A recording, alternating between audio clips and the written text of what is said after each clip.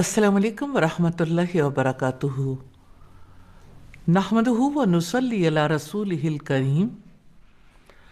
अम्मा बाद फ़ाऊज़ु बिल्लाहि मिनश शैतानिर रजीम।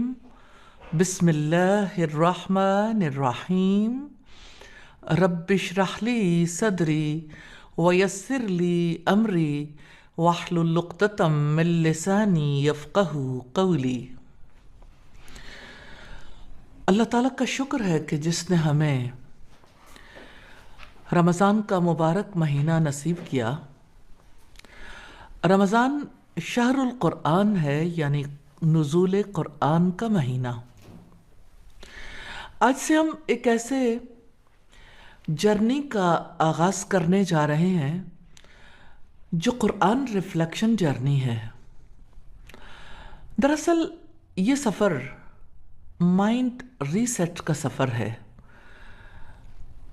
और इससे पहले कि हम इस सफ़र का आगाज़ करें जो अल्लाह ताला का कलाम सुनने का जर्नी है, ये सामने रखना चाहती हूँ कि ये सफ़र सिर्फ क़ुरआन पढ़ लेने का नाम नहीं है, बल्कि अपनी ज़िंदगी को कुरान मजीद के सामने रख देने का नाम है। शुरू करने से पहले आइए एक लम्हे के लिए रुक जाएं, खुद से एक सच्चा सवाल करते हैं, मैं किस इंटेंशन से, किस माइंडसेट के साथ और किस अप्रोच के साथ अल्लाह ताला का कलाम सुनने जा रही हूँ।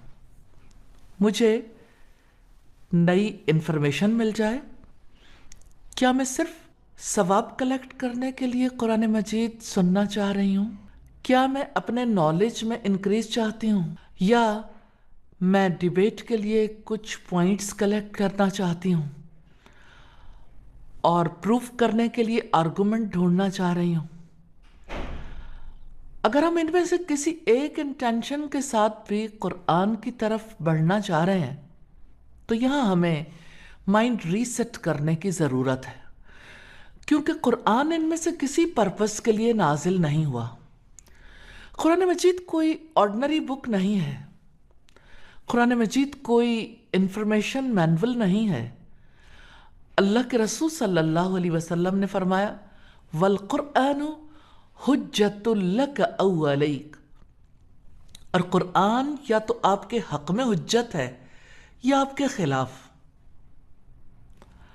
दुनिया में कुरान मजीद हुज्जत तो है, लेकिन आखिरत में हिसाब किताब के दिन यही कुरान या किसी के खिलाफ गवाह बनेगा या किसी के हक में फाइनल एविडेंस बन जाएगा। यानी कुरान सुनकर इंसान वहीं का वहीं नहीं रहना चाहिए। ये बुक, ये अल्लाह की किताब या तो इंसान को उठा देती है या गिरा देती है।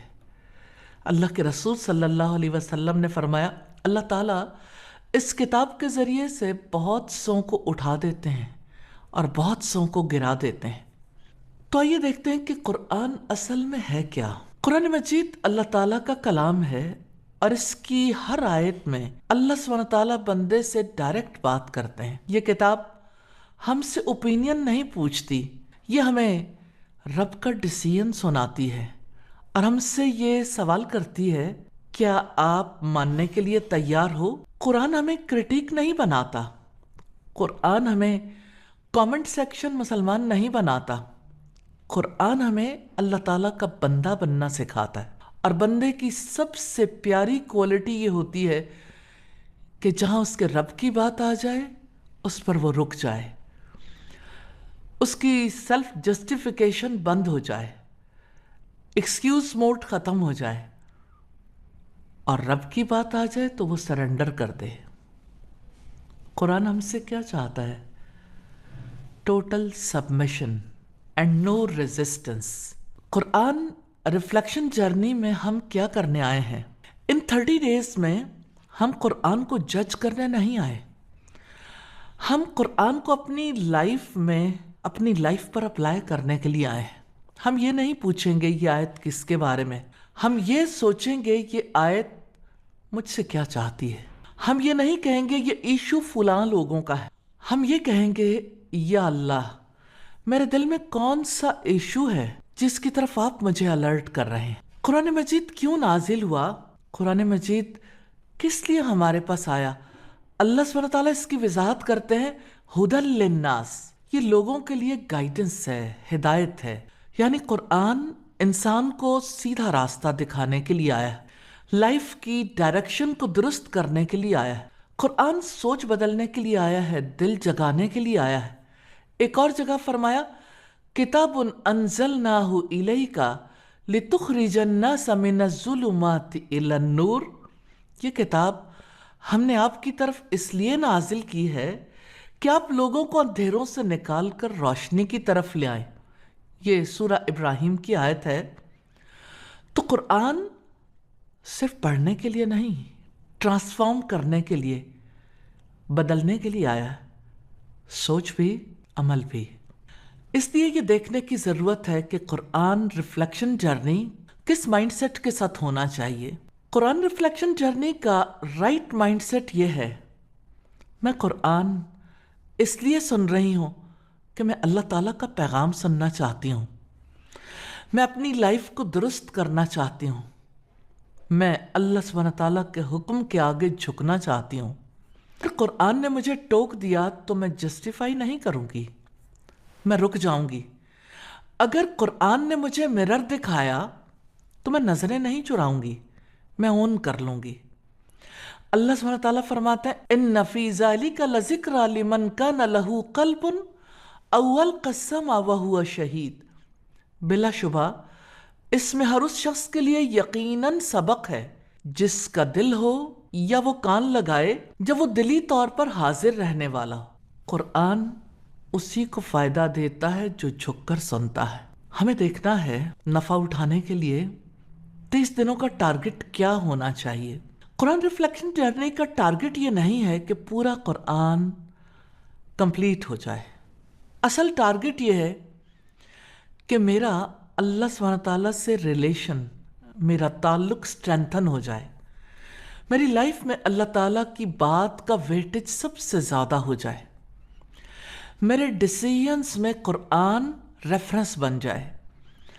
اگر 30 دن کے بعد اللہ تعالیٰ کی یاد میں دل لگنے لگے، رسول اللہ صلی اللہ علیہ وسلم کو رہنما بنانے کی فکر لگ جائے، قرآن کو پھر سے پڑھنے کا عہد کر لیں، آخرت کی جواب دہی کی فکر بے چین کرنے لگے، تو قرآن ریفلیکشن جرنی کامیاب ہے۔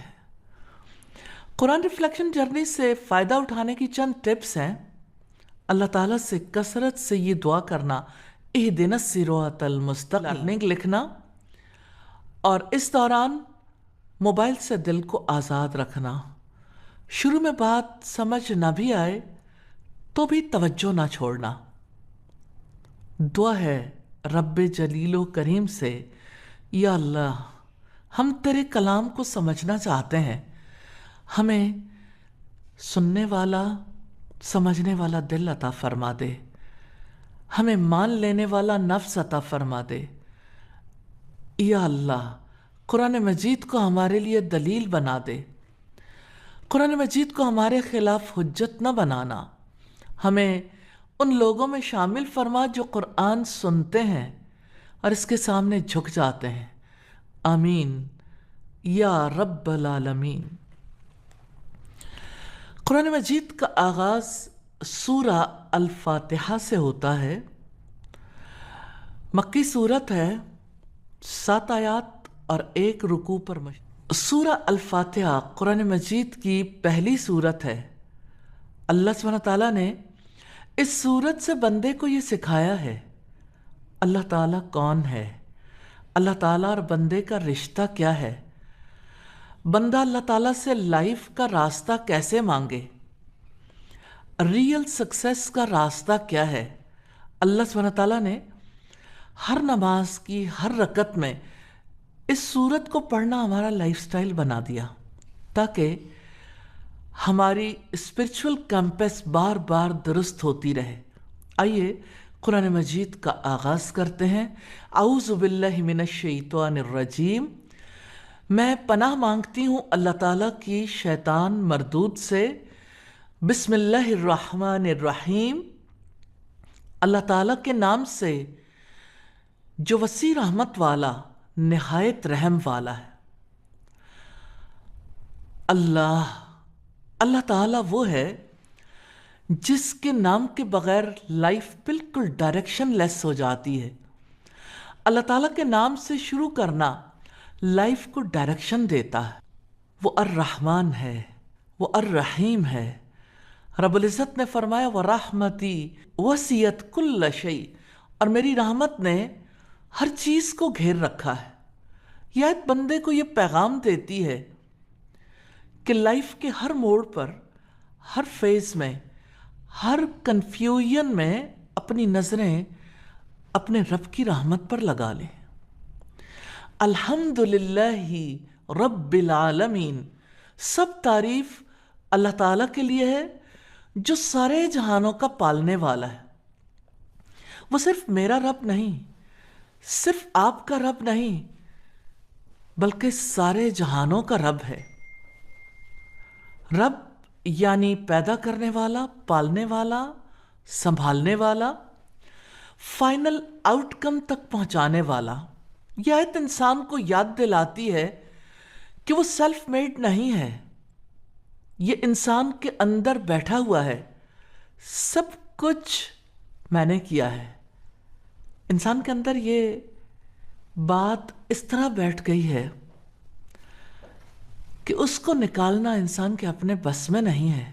یہ آیت ہے جو انسان کے اندر کے ایلیوژن کو توڑ دیتی ہے اور اسے ریمائنڈ کراتی ہے کہ وہ مالک نہیں، محتاج بندہ ہے۔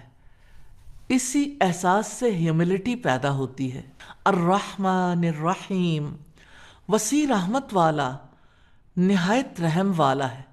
اللہ تعالیٰ دوبارہ اپنی رحمت کا ذکر فرماتے ہیں تاکہ بندہ یہ سمجھ لے دین کی فاؤنڈیشن رحمت ہے، اللہ سبحانہ تعالیٰ کی مرسی ہے، اور ٹرانسفارمیشن بھی اسی کی رحمت پر یقین سے آتی ہے۔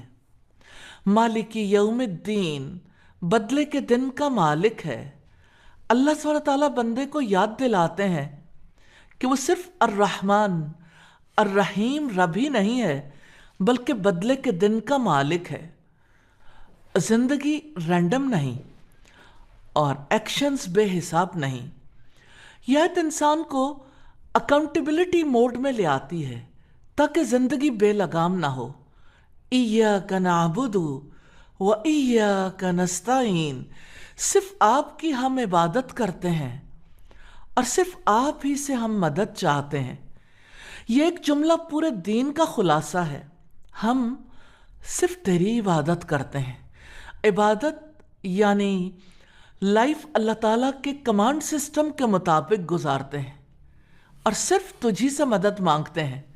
یعنی ہم سیلف سفیشینٹ نہیں، ہمیں ہر قدم پر اللہ تعالیٰ کی ضرورت ہے۔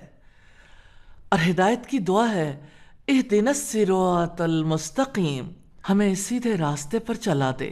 راستہ جس کو تو نے ہمارے لیے مقرر کیا، یہ مان لینا کہ میں خود رائٹ ٹریک کو ڈھونڈ نہیں سکتی، رائٹ ٹریک پہ چل نہیں سکتی جب تک کہ اللہ تعالیٰ نہ دکھا دے۔ یہ کمزوری نہیں ہے، یہ میچیورٹی ہے۔ یہیں سے بندے سے اللہ تعالیٰ کا اصل تعلق جڑتا ہے، بندہ اپنے رب سے تعلق جوڑنے کے قابل ہو جاتا ہے۔ صراط مستقیم وہ ٹریک ہے جس پر چل کر اللہ تعالیٰ راضی ہوتا ہے اور بندہ جنت کی طرف جاتا ہے۔ آگے تذکرہ انسانوں کی 3 کیٹیگریز کا۔ اللہ سبحانہ تعالیٰ فرماتے ہیں صراط الذین انعمت علیہم غیر المغضوب علیہم ولا الضالین آمین، ان لوگوں کے راستے پر جن پر تو نے انعام فرمایا، جن پر نہ غصہ کیا گیا اور نہ وہ گمراہ ہیں۔ اللہ سبحانہ تعالیٰ سورہ الفاتحہ کے آخر میں 3 کیٹیگریز دکھاتے ہیں تاکہ بندہ اپنی پوزیشن پہچان لے۔ انعام یافتہ، जिन पर इनाम हुआ, जिन्होंने हक को पहचाना और प्रेशर के बावजूद उस पर साबित कदम रहे। इनाम याफ्ता लोगों से मुराद अंबिया हैं, सिद्दीकीन, शुहदा और सालिहीन हैं। Profits, truthful people, the martyrs and the righteous. रब्बुल इज़्ज़त ने फरमाया, वमन युतिल्लाह वर रसूला फउलाइका मअल्लज़ीना अनअमा अल्लाहु अलैहिम मिनन नबिय्यीना वस्सिद्दीकीना वश्शुहदाई वस्सालिहीन वहस्सुन उलाइका रफ़ीक़ा। और जो अल्लाह ताला और उसके रसूल की इताअत करे, ताला ने इनाम किया नबियों, सिद्दीकों, शहीदों और सालिहीन में से, और यही बेहतरीन साथी हैं। दूसरी तरह के लोग हैं अल-मग़ज़ूब अलैहिम, जिन पर गुस्सा किया गया, जिन्होंने हक जान तो लिया, ईगो या फ़ायदे की खातिर उसको रिजेक्ट कर दिया। ये कॉन्शियस रिबेलियन है। और तीसरी तरह के लोग हैं अज़्ज़ालीन, गुमराह, जो बग़ैर इल्म अपनी कन्वीनियंस के मुताबिक रास्ते बनाते रहे। रिजल्ट क्या निकला? डायरेक्शन ही लूज कर गए। ये आयत हमें डायरेक्ट करती हैं कि हम अपने आप को ऑनेस्टली चेक करें और रास्ता कॉन्शियसली चूज करें। सेल्फ चेक मोमेंट है। आइए रुक कर गौर कर लें, क्या सूरह अल-फातिहा मेरी लाइफ में विजिबल है या सिर्फ जुबान पर? कोर मैसेज ऑफ सूरह अल-फातिहा है, ये सूरत बताती है इस कायनात का ओनर और फाइनल अथॉरिटी अल्लाह सुब्हानहू व तआला है। हम इबादत भी उसी की करते हैं और हेल्प भी उसी से मांगते हैं, उसी से दुआ करते हैं कि हमें स्ट्रेट पाथ पर चला दे। आमीन सुम्मा आमीन। रुकू नंबर 1 है, गाइडेंस का दरवाज़ा किसके लिए खुलता है? आज के दौर में मसला इल्म की कमी का नहीं है। प्रॉब्लम यह है कि इंसान कंफ्यूज्ड है, ऑप्शंस बहुत हैं, डायरेक्शन क्लियर नहीं।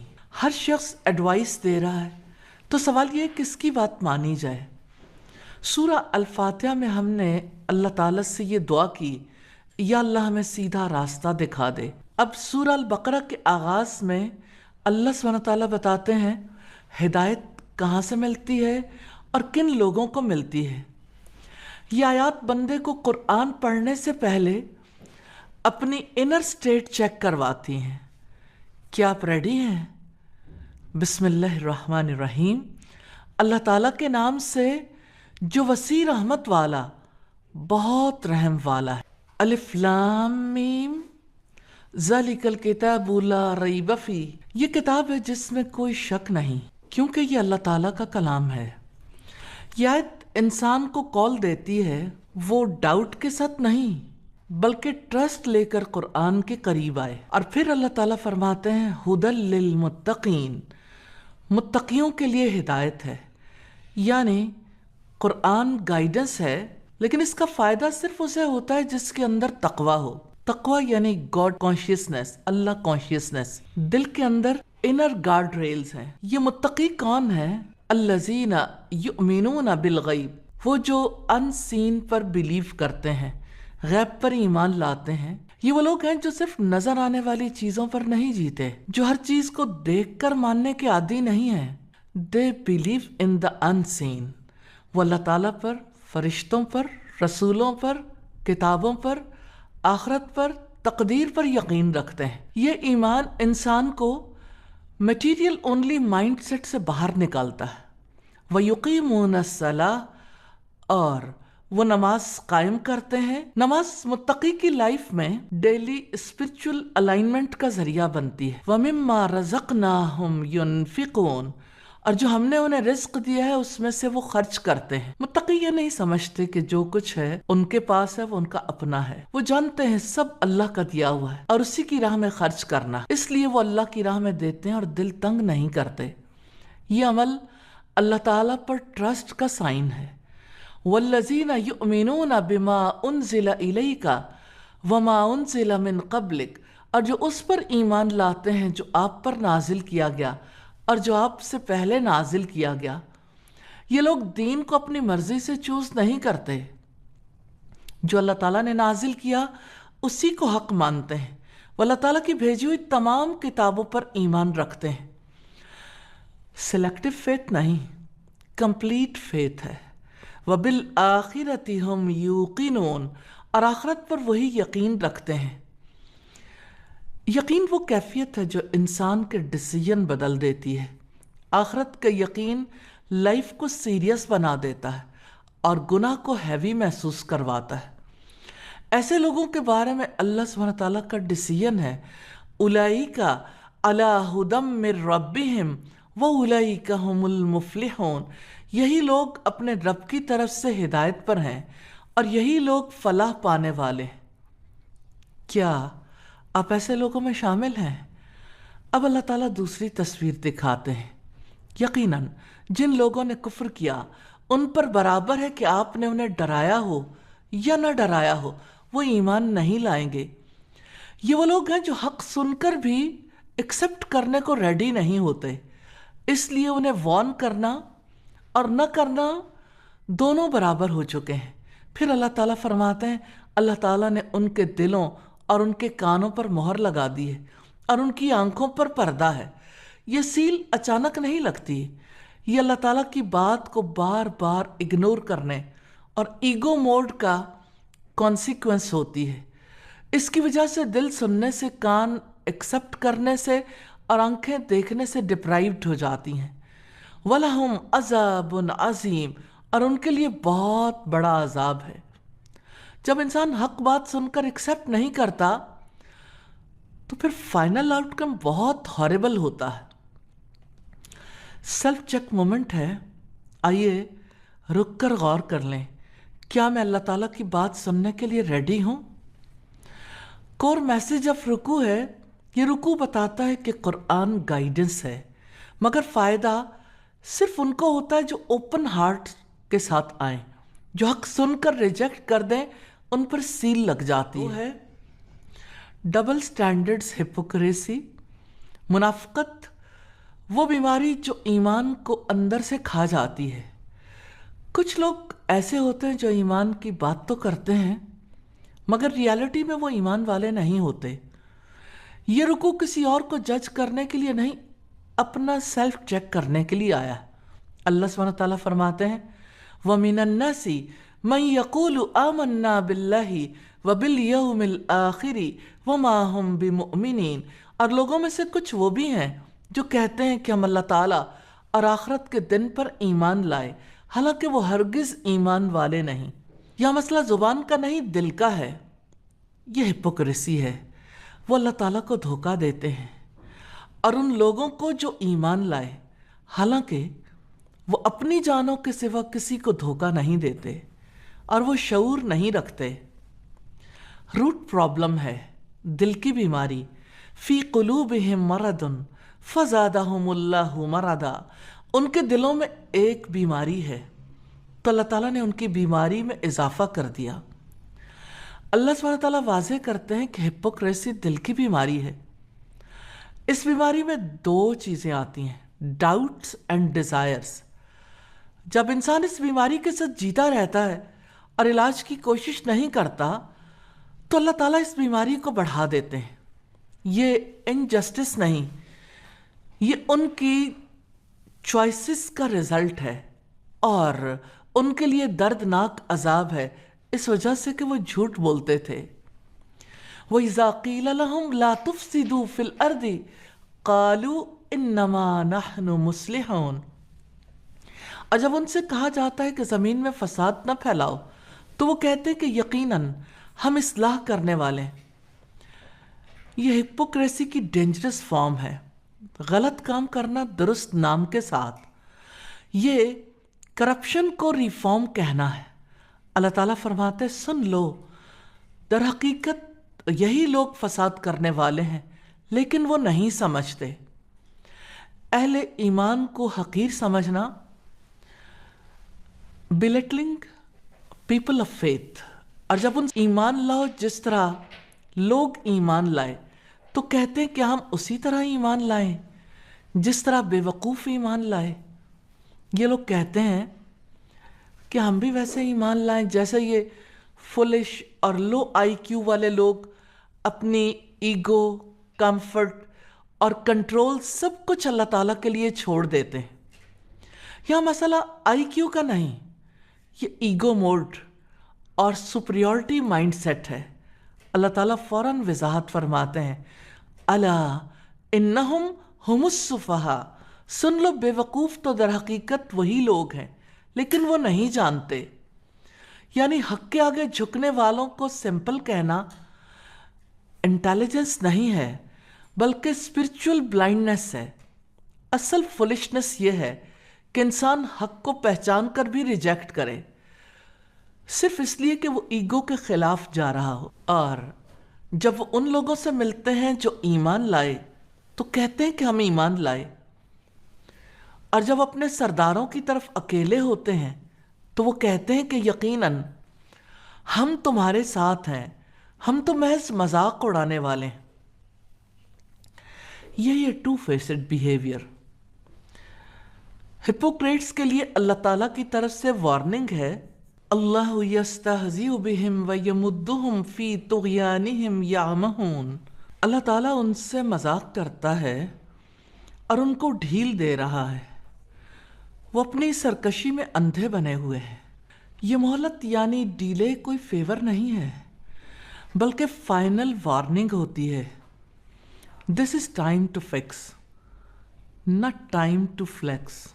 یہ وہ لوگ ہیں جنہوں نے ہدایت کے بدلے گمراہی خرید لی تو نہ ان کی تجارت ان کے لیے نفع مند ہوئی اور نہ ہی وہ ہدایت پانے والے ہیں۔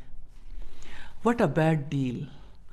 ہپوکریٹس کی دو مثالیں ہیں۔ ان کی مثال اس شخص کی مثال کی طرح ہے جس نے آگ بھڑکائی، تو جب اس نے اس کے ارد گرد کی چیزوں کو روشن کر دیا تو اللہ تعالیٰ ان کے نور کو لے گیا اور انہیں اندھیروں میں چھوڑ دیا کہ وہ نہیں دیکھتے۔ یہ وہ ہپوکریٹس ہیں جو ایمان کی ایک گلمپس تو دیکھ لیتے ہیں مگر اس پر سٹینڈ نہیں کرتے۔ یہ سیلف انٹرسٹ ڈریون فیتھ ہے۔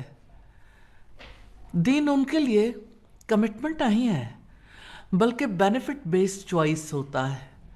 یہ ایگو سینٹرک ہوتے ہیں، جیلسی اور ایروگنس ان کے فیصلوں کو کنٹرول کرتی ہے۔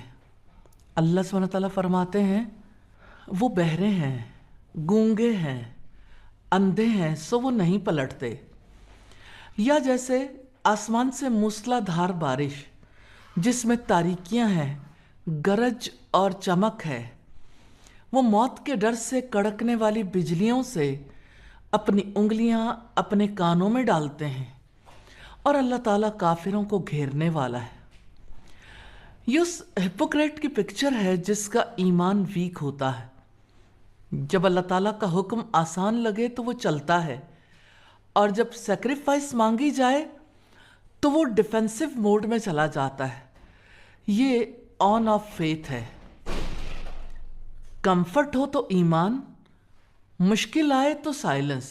قریب ہے کہ بجلی ان کی نگاہیں اچک لے، جب کبھی ان کے لیے روشنی کرتی ہے تو وہ اس میں چل پڑتے ہیں، اور جب ان کے لیے اندھیرا کرتی ہے تو وہ کھڑے ہو جاتے ہیں۔ اور اگر اللہ تعالیٰ چاہتا تو ضرور ان کی سماعت اور ان کی بصارت کو لے جاتا۔ یقیناً اللہ تعالیٰ ہر چیز پر پوری قدرت رکھنے والا ہے۔ سیلف چیک مومنٹ ہے، آئیے اپنا جائزہ لیں۔ کیا میرا ایمان اللہ تعالیٰ کے لیے ہے یا لوگوں کے لیے؟ کور میسج آف رکوع ہے، یہ رکوع ہمیں سکھاتا ہے ایمان کلیمز کا نام نہیں ہے، ایمان کمٹمنٹ کا نام ہے۔ ایسی کمٹمنٹ جو مشکل میں بھی سٹیبل رہے۔ اللہ تعالیٰ ہمیں سچا، خالص اور اسٹیڈ فاسٹ فیتھ عطا فرمائے، آمین۔ نمبر 3 ہے، انسانیت کے نام رب کا پیغام ہے، یونیورسل کال ہے۔ اللہ سبحانہ تعالیٰ ارشاد فرماتے ہیں پوری انسانیت کو مخاطب کرتے ہوئے، یا ایھا الناس اعبدوا ربکم الذی خلقکم، اے لوگو اپنے رب کی عبادت کرو۔ یہاں عبادت کا مطلب ٹوٹل سبمیشن ہے، یعنی اپنی لائف کو اللہ تعالیٰ کے کمانڈ سسٹم کے حوالے کر دینا۔ پھر اللہ تعالیٰ اپنی پہچان کرواتے ہیں، الذی خلقکم والذین من قبلکم لعلکم تتقون، جس نے تمہیں اور ان لوگوں کو پیدا کیا جو تم سے پہلے تھے تاکہ تم تقوی اختیار کرو۔ وہ رب جس نے آپ کو بھی کریٹ کیا اور آپ سے پہلے آنے والی تمام جنریشنز کو کریٹ کیا. یعنی اللہ تعالیٰ کسی خاص ریس، کسی خاص ایرا کا رب نہیں، وہ ایوری ونس کریٹر ہے. اور رب ہونے کے دلائل ہیں کائنات کی زبان میں.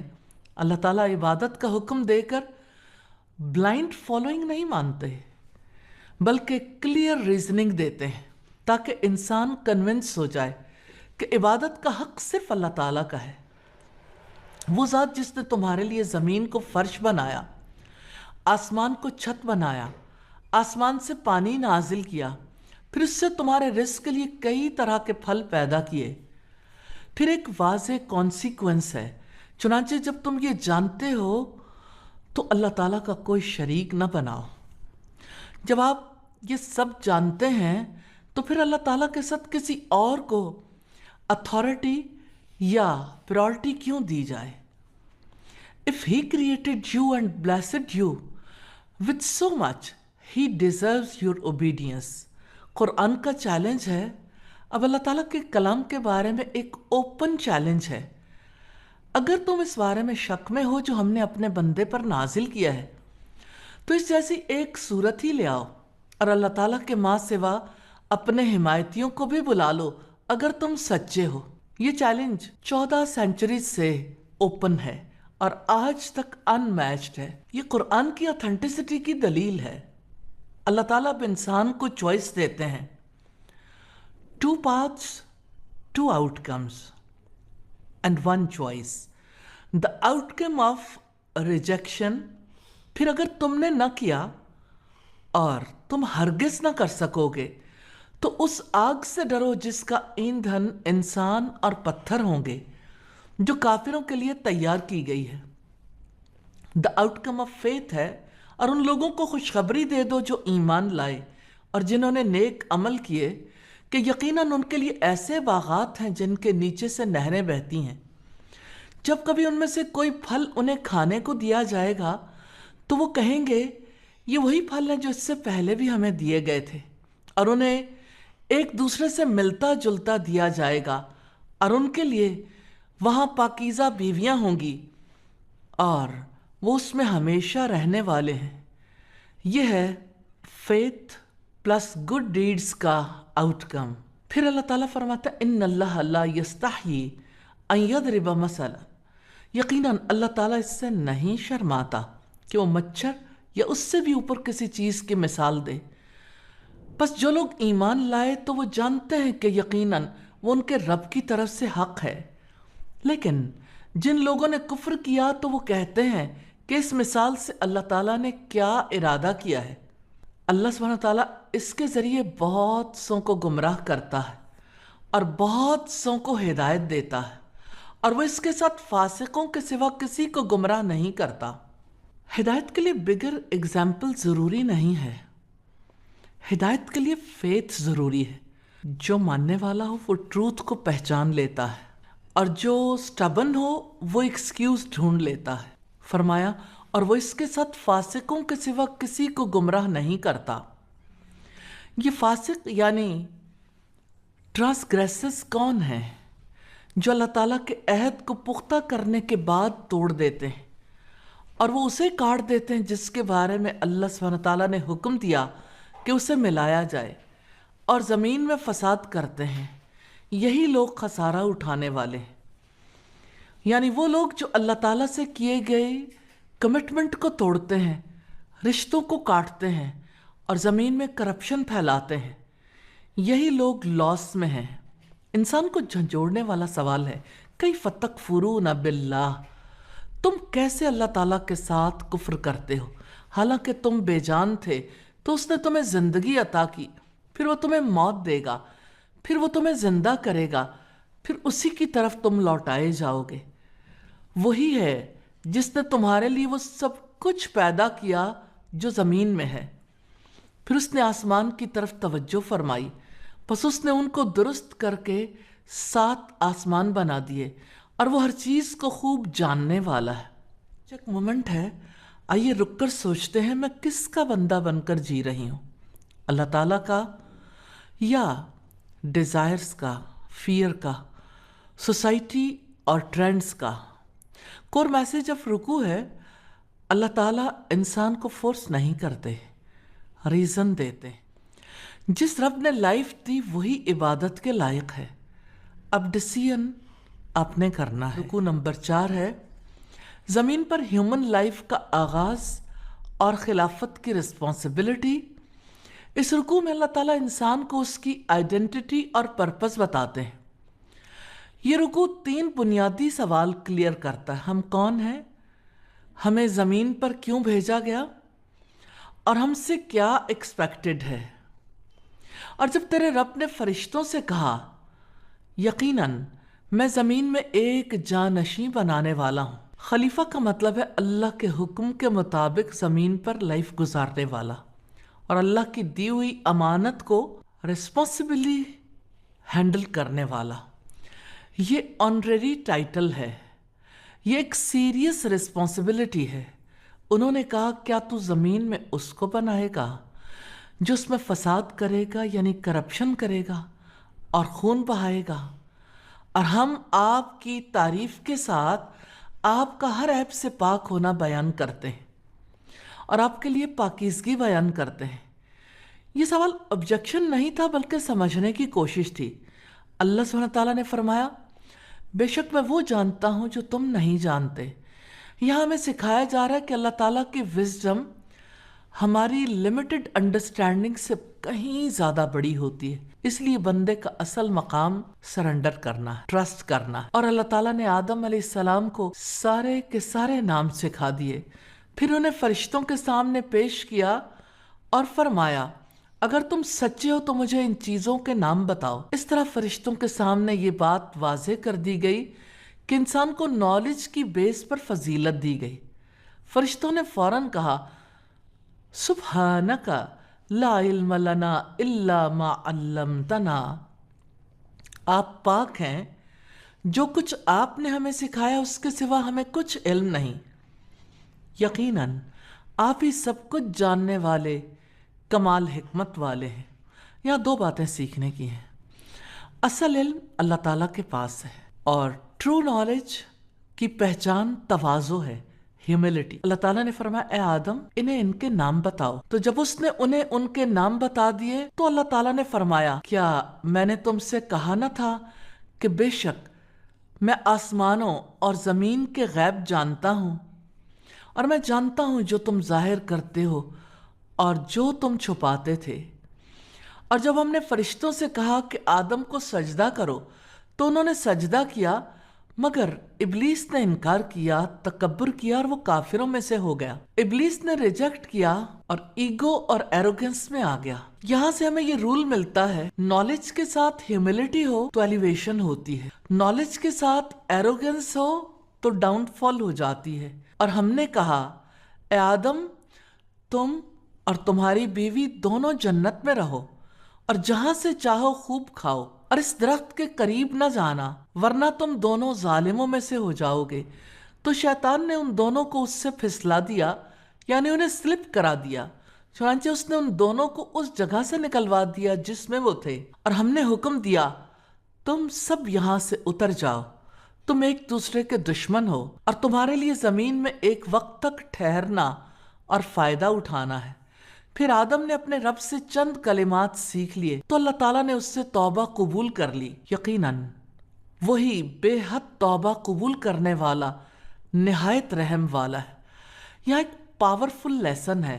गलती इंसान की नेचर है, लेकिन रिपेंटेंस मोमिन की आइडेंटिटी है। आदम अलैहिस्सलाम और सईदा हव्वा ने ये कलिमात कहे थे जो अल्लाह सुब्हानहू तआला ने सिखाए, रब्बना ज़लमना अनफुसना व इल्लम तग़फिर लना व तरहमना लनकूनन्ना मिनल खासिरीन।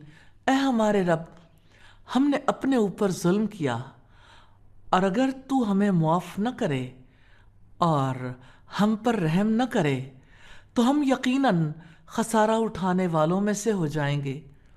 अल्लाह ताला ने फरमाया, हमने कहा तुम सब यहाँ से उतर जाओ, यानी अब ज़मीन पर जाना है, लेकिन साथ ये वादा भी है, फ़इम्मा यअतियन्नकुम मिन्नी हुदन, پھر اگر میری طرف سے تمہارے پاس واقعی کوئی ہدایت آئے تو جو میری ہدایت کی پیروی کرے گا تو ان کے لیے نہ کوئی خوف ہوگا اور نہ وہ غمگین ہوں گے، اور جن لوگوں نے کفر کیا اور ہماری آیات کو جھٹلایا وہی لوگ آگ والے ہیں، وہ اس میں ہمیشہ رہنے والے ہیں۔ یعنی میری طرف سے ہدایت آتی رہے گی، چوائس تمہارے ہاتھ میں ہوگی، آؤٹ کم واضح ہے، یعنی لائف کا کور فریم ورک ہے۔ مومنٹ ہے، آئیے رک کر سوچتے ہیں، میں آدم علیہ السلام کی طرح ریپنٹ کرتی ہوں یا ابلیس کی طرح جسٹیفائی کرتی ہوں؟ میں کن لوگوں میں شامل ہوں؟ ان میں جو ہدایت کو ایکسپٹ کر رہے ہیں، یا ان میں جو اللہ سبحانہ تعالیٰ کی باتوں کو ریجیکٹ کر رہے ہیں؟ کور میسج آف رکوع ہے، یہ رکوع ہمیں یاد دلاتا ہے ہم زمین پر رینڈملی نہیں آئے، ہمیں پرپس کے ساتھ بھیجا گیا ہے۔ مجھے اور آپ کو اللہ سبحانہ تعالیٰ نے ہدایت دی ہے، توبہ کا راستہ دیا ہے، واپس لوٹنے کا دروازہ کھلا رکھا گیا ہے۔ کامیابی اس میں نہیں کہ آپ کبھی نہ گرے، بلکہ اس میں ہے کہ آپ ہر بار اللہ تعالیٰ کی طرف ریٹرن ہو۔ اب سورہ البقرہ کا وہ حصہ شروع ہوتا ہے جہاں بنی اسرائیل کے واقعات کے ذریعے یہ سمجھایا گیا کہ قوموں کا رائز اینڈ فال کیسے ہوتا ہے۔ رکوع نمبر 5 ہے، بنی اسرائیل سے خطاب ہے، بلیسنگز اور عہد کی یاد دہانی ہے۔ اس رکوع میں بظاہر تو بنی اسرائیل سے خطاب ہے، لیکن ریالٹی میں یہ ہر اس شخص کے لیے جس کے پاس دین کا علم ہے، جس کے پاس کتاب کی بات پہنچی ہے اور جس پر اللہ تعالیٰ کی بلیسنگز ہیں۔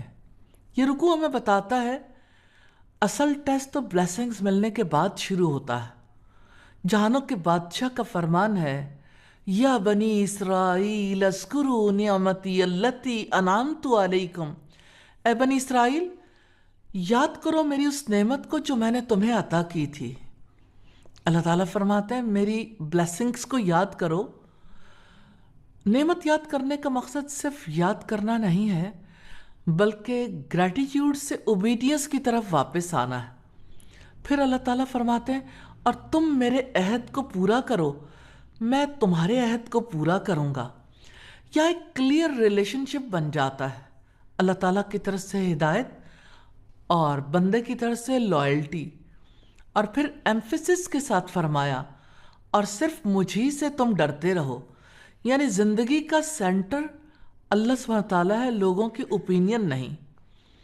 اور جو میں نے نازل کیا اس پر ایمان لاؤ، یہ اس کی تصدیق کرنے والا ہے جو تمہارے پاس ہے۔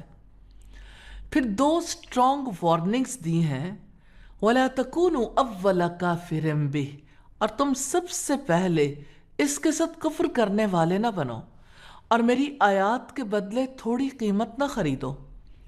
یہ قیمت آج بھی لی جاتی ہے، ریپوٹیشن، لائکس اور ویلیڈیشن، کمفرٹس، ورلڈلی بینیفٹس، اور ان کے لیے حق کو سافٹ کر کے بتایا جاتا ہے یا سائلنس اختیار کر لی جاتی ہے، اور صرف مجھی سے بس تم ڈرتے رہو۔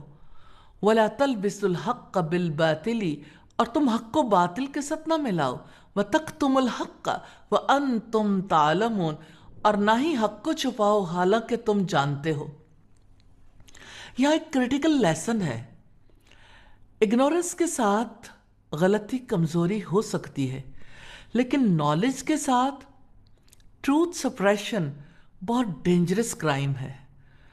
اور نماز قائم کرو اور زکوٰۃ ادا کرو اور رکوع کرنے والوں کے ساتھ رکوع کرو، یعنی یونٹی، ڈسپلن، دونوں کا اہتمام ضروری ہے۔ رسول اللہ نے اس دین کو عملاً جی کر دکھایا۔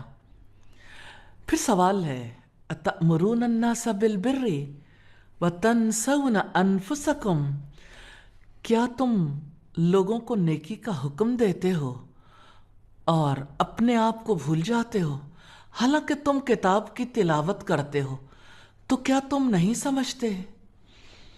یہ آیت علماء، दाइयों, टीचर्स सबके लिए मिरर है। दीन सिखाना अच्छा है, लेकिन दीन पर खुद चलना नॉन नेगोशिएबल है। ये वो जगह है जहां अल्लाह ताला हमारी इनर हिपोक्रेसी एक्सपोज करते हैं। फरमाया वस्तईनु बिस्सब्रि वस्सलाह, और सब्र और नमाज के ज़रिए से मदद मांगो। जब प्रेशर आए, जब फेथ टेस्ट हो, तो अल्लाह ताला दो चीज़ों के ज़रिए से मदद मांगने का हुक्म देते हैं, सब्र और नमाज, प्रेयर एंड पेशेंस। और फिर फरमाया और बिलाशुबा वो नमाज यकीनन बहुत भारी है, बहुत हैवी लगती है, मगर आजिज़ी करने वालों पर ये आसान नहीं, मगर उनके लिए आसान है जिनके दिल में खुशू है। सवाल ये पैदा होता है, खुशू क्या है?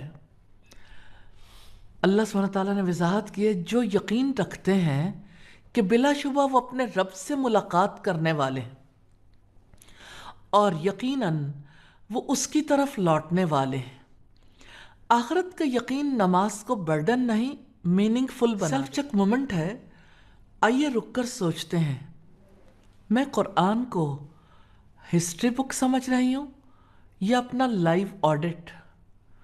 कोर मैसेज ऑफ रुकू है। ये रुकू हमें बताता है दीन सिर्फ बोलने का नाम नहीं, दीन लॉयल्टी का नाम है। ब्लेसिंग्स के बाद ओबीडियंस रिक्वायर्ड होती है, इल्म के बाद रिस्पॉन्सिबिलिटी बढ़ जाती है।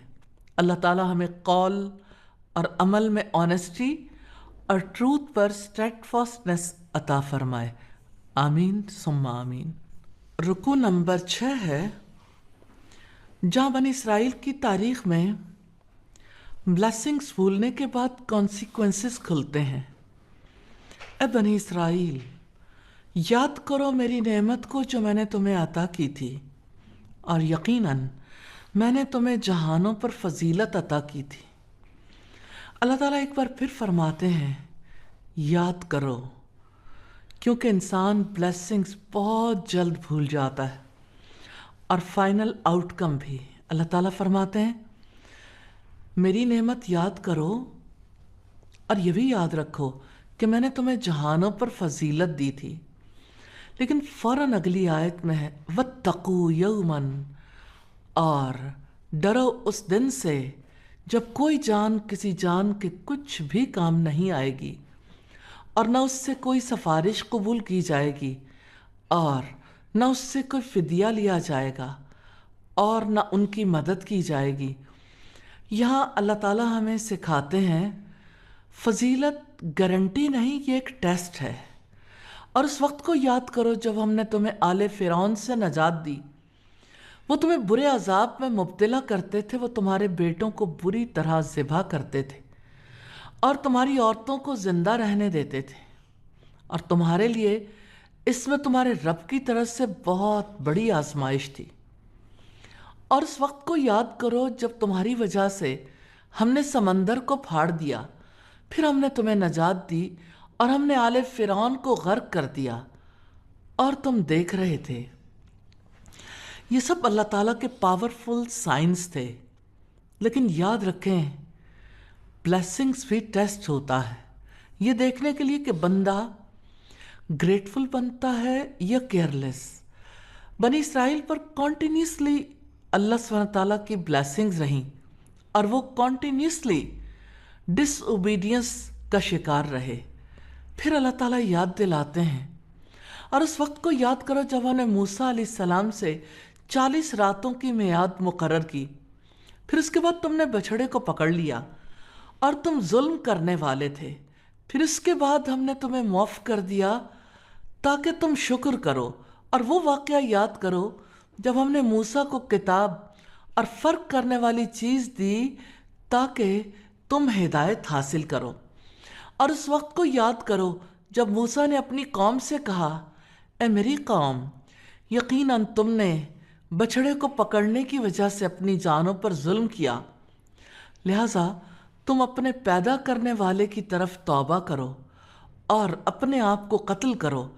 यही तुम्हारे पैदा करने वाले के नज़दीक तुम्हारे लिए बेहतर है। پھر اللہ تعالیٰ نے تمہاری توبہ قبول کی، یقیناً وہی بے حد توبہ قبول کرنے والا نہایت رحم والا ہے۔ اور جب تم نے کہا اے موسیٰ ہم ہرگز آپ پر یقین نہیں کریں گے یہاں تک کہ ہم اللہ تعالیٰ کو اعلانیہ دیکھ لیں، تو تمہیں بجلی نے پکڑ لیا اور تم دیکھ رہے تھے۔ پھر ہم نے تمہاری موت کے بعد تمہیں اٹھایا تاکہ تم شکر کرو، اور ہم نے تم پر بادل کا سایہ کیا اور تم پر من و سلوہ نازل کیا۔ کھاؤ پاک چیزوں میں سے جو ہم نے تمہیں رزق دیا ہے، اور انہوں نے ہم پر ظلم نہیں کیا بلکہ وہ اپنی جانوں پر ظلم کرتے تھے۔ کیا ایک پیٹرن سامنے آتا ہے، نعمت ملی انہوں نے نافرمانی کی، پھر مہلت ملی، پھر نعمت ملی، پھر انہوں نے نافرمانی کی۔ فرمایا اور اس وقت کو یاد کرو جب ہم نے کہا اس بستی میں داخل ہو جاؤ، پس اس میں سے جہاں سے چاہو خوب کھاؤ، اور دروازے میں سے سجدہ کرتے ہوئے داخل ہو جاؤ اور کہو بخش دے، یعنی سبمیشن، ریپینٹنس اور ہیوملٹی کا اظہار کرو۔ ہم تمہاری خطاؤں کو تمہارے لیے بخش دیں گے اور جلد ہی ہم نیکی کرنے والوں کو زیادہ دیں گے۔ لیکن لوگوں نے بات بدل دی، ورڈز بدل دیے، ٹون بدل دی اور بات کو ایڈٹ کر دیا۔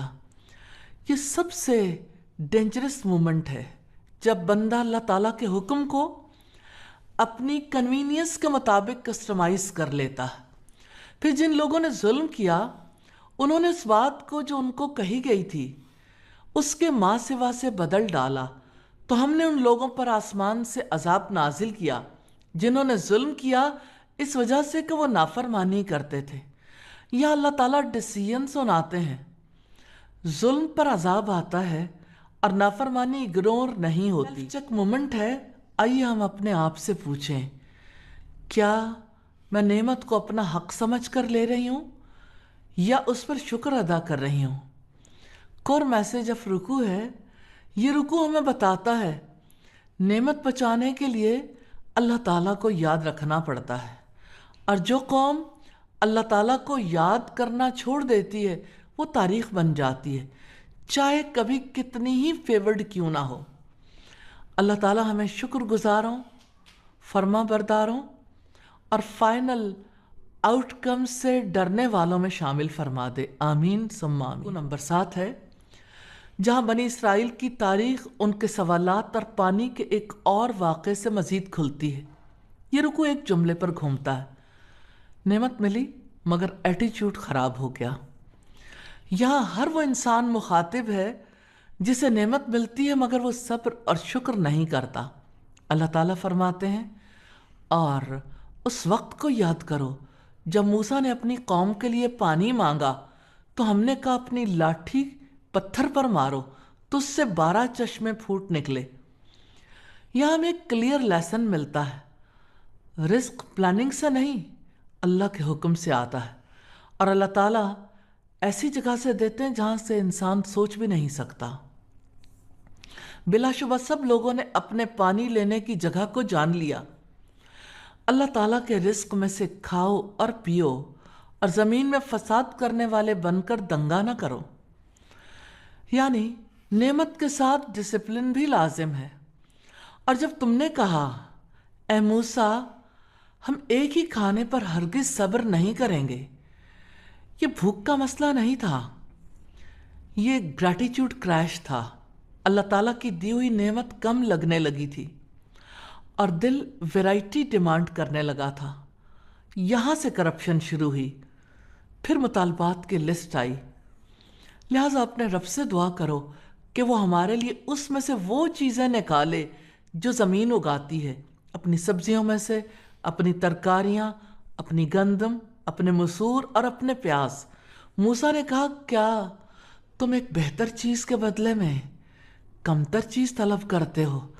یعنی کیوں ویلیو ڈاؤن گریڈ کر رہے ہو؟ کسی شہر میں اتر جاؤ تو یقیناً جو کچھ تم نے مانگا ہے وہ تمہارے لیے ہوگا، اور ان پر ذلت اور محتاجی مسلط کر دی گئی، اور وہ اللہ تعالیٰ کے غضب کے ساتھ لوٹے۔ یہ اس وجہ سے ہوا کہ وہ اللہ تعالیٰ کی آیات کے ساتھ کفر کرتے تھے۔ اور اللہ کے نبیوں کو ناحق قتل کرتے تھے، یہ اس وجہ سے جو انہوں نے نافرمانی کی اور وہ حدود سے گزر جاتے تھے۔ اللہ سبحانہ تعالیٰ ڈیسیژن سناتے ہیں، humiliation, dependence, decline and ultimately Allah's wrath۔ یہ سزا اچانک نہیں آئی، اس کے پیچھے ایک پیٹرن تھا، حق کو جان بوجھ کر ریجیکٹ کرنا، انبیاء کو قتل کرنا، نافرمانی کو لائف سٹائل بنانا، اور اللہ کی باؤنڈریز کو مسلسل کراس کرتے رہنا۔ یہ ایک دن کا گناہ نہیں تھا، یہ ایک لانگ ٹرم ریبیلین تھا جو وقت کے ساتھ نارمل بنایا گیا۔ سیلف چیک مومنٹ ہے۔ آئیے یہاں رک کر ہم سوچیں، کیا میں نعمت پر صبر کرتی ہوں یا فوراً کمپلین؟ کیا میری ڈس سیٹسفیکشن کرپشن کی ایک سبٹل فارم تو نہیں؟ کور میسج آف دا رکوع ہے، یہ رکوع ہمیں یاد دلاتا ہے اللہ تعالیٰ نعمت دیتا ہے، مگر نعمت کو باقی رکھنے کے لیے شکر بھی چاہیے اور صبر بھی۔ جو قوم نعمت کو لائٹلی لیتی ہے وہ خود کو بھی ویلیو لیس بنا لیتی ہے۔ اللہ تعالیٰ ہمیں پیشنٹ، گریٹفل اور زمین میں کرپشن سے بچنے والا بنا دے، آمین ثم آمین۔ یہ رکوع ایک بہت بڑی کنفیوژن کلیئر کرتا ہے۔ اللہ تعالیٰ سب سے پہلے کامیابی کا معیار خود ڈیفائن، ایمان لائے اور جو یہودی ہوئے اور عیسائی اور صابی، جو کوئی اللہ تعالیٰ اور آخرت کے دن پر ایمان لایا اور اس نے نیک عمل کیے، ان کا اجر ان کے رب کے پاس ہے، اور ان کے لیے نہ کوئی خوف ہوگا اور نہ وہ غمگین ہوں گے۔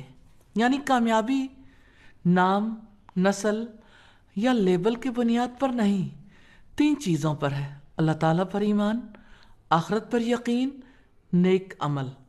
یا اللہ تعالیٰ ہمیں سکھاتے ہیں آئیڈینٹیٹی نہیں، سنسیریٹی دیکھی جاتی ہے۔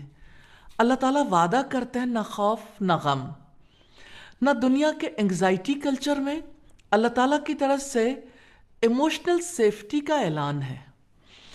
جب بندہ اللہ تعالیٰ پر ٹرسٹ کر لے تو فیوچر کا خوف ختم ہو جاتا ہے اور پاسٹ کا غم ہلکا ہو جاتا ہے۔ پھر اللہ تعالیٰ ایک انٹینس سین یاد دلاتے ہیں، اور جب ہم نے تم سے پختہ عہد لیا اور ہم نے تم پر پہاڑ کو بلند کیا۔ یہ ویژول بتاتا ہے اللہ تعالیٰ کا عہد کیجول نہیں ہوتا۔ اللہ تعالیٰ فرماتے ہیں کہ جو ہم نے تمہیں دیا ہے اسے مضبوطی کے ساتھ پکڑو، اور جو اس میں ہے اسے یاد کرو تاکہ تم بچ جاؤ۔ یعنی دین کمٹمنٹ مانگتا ہے۔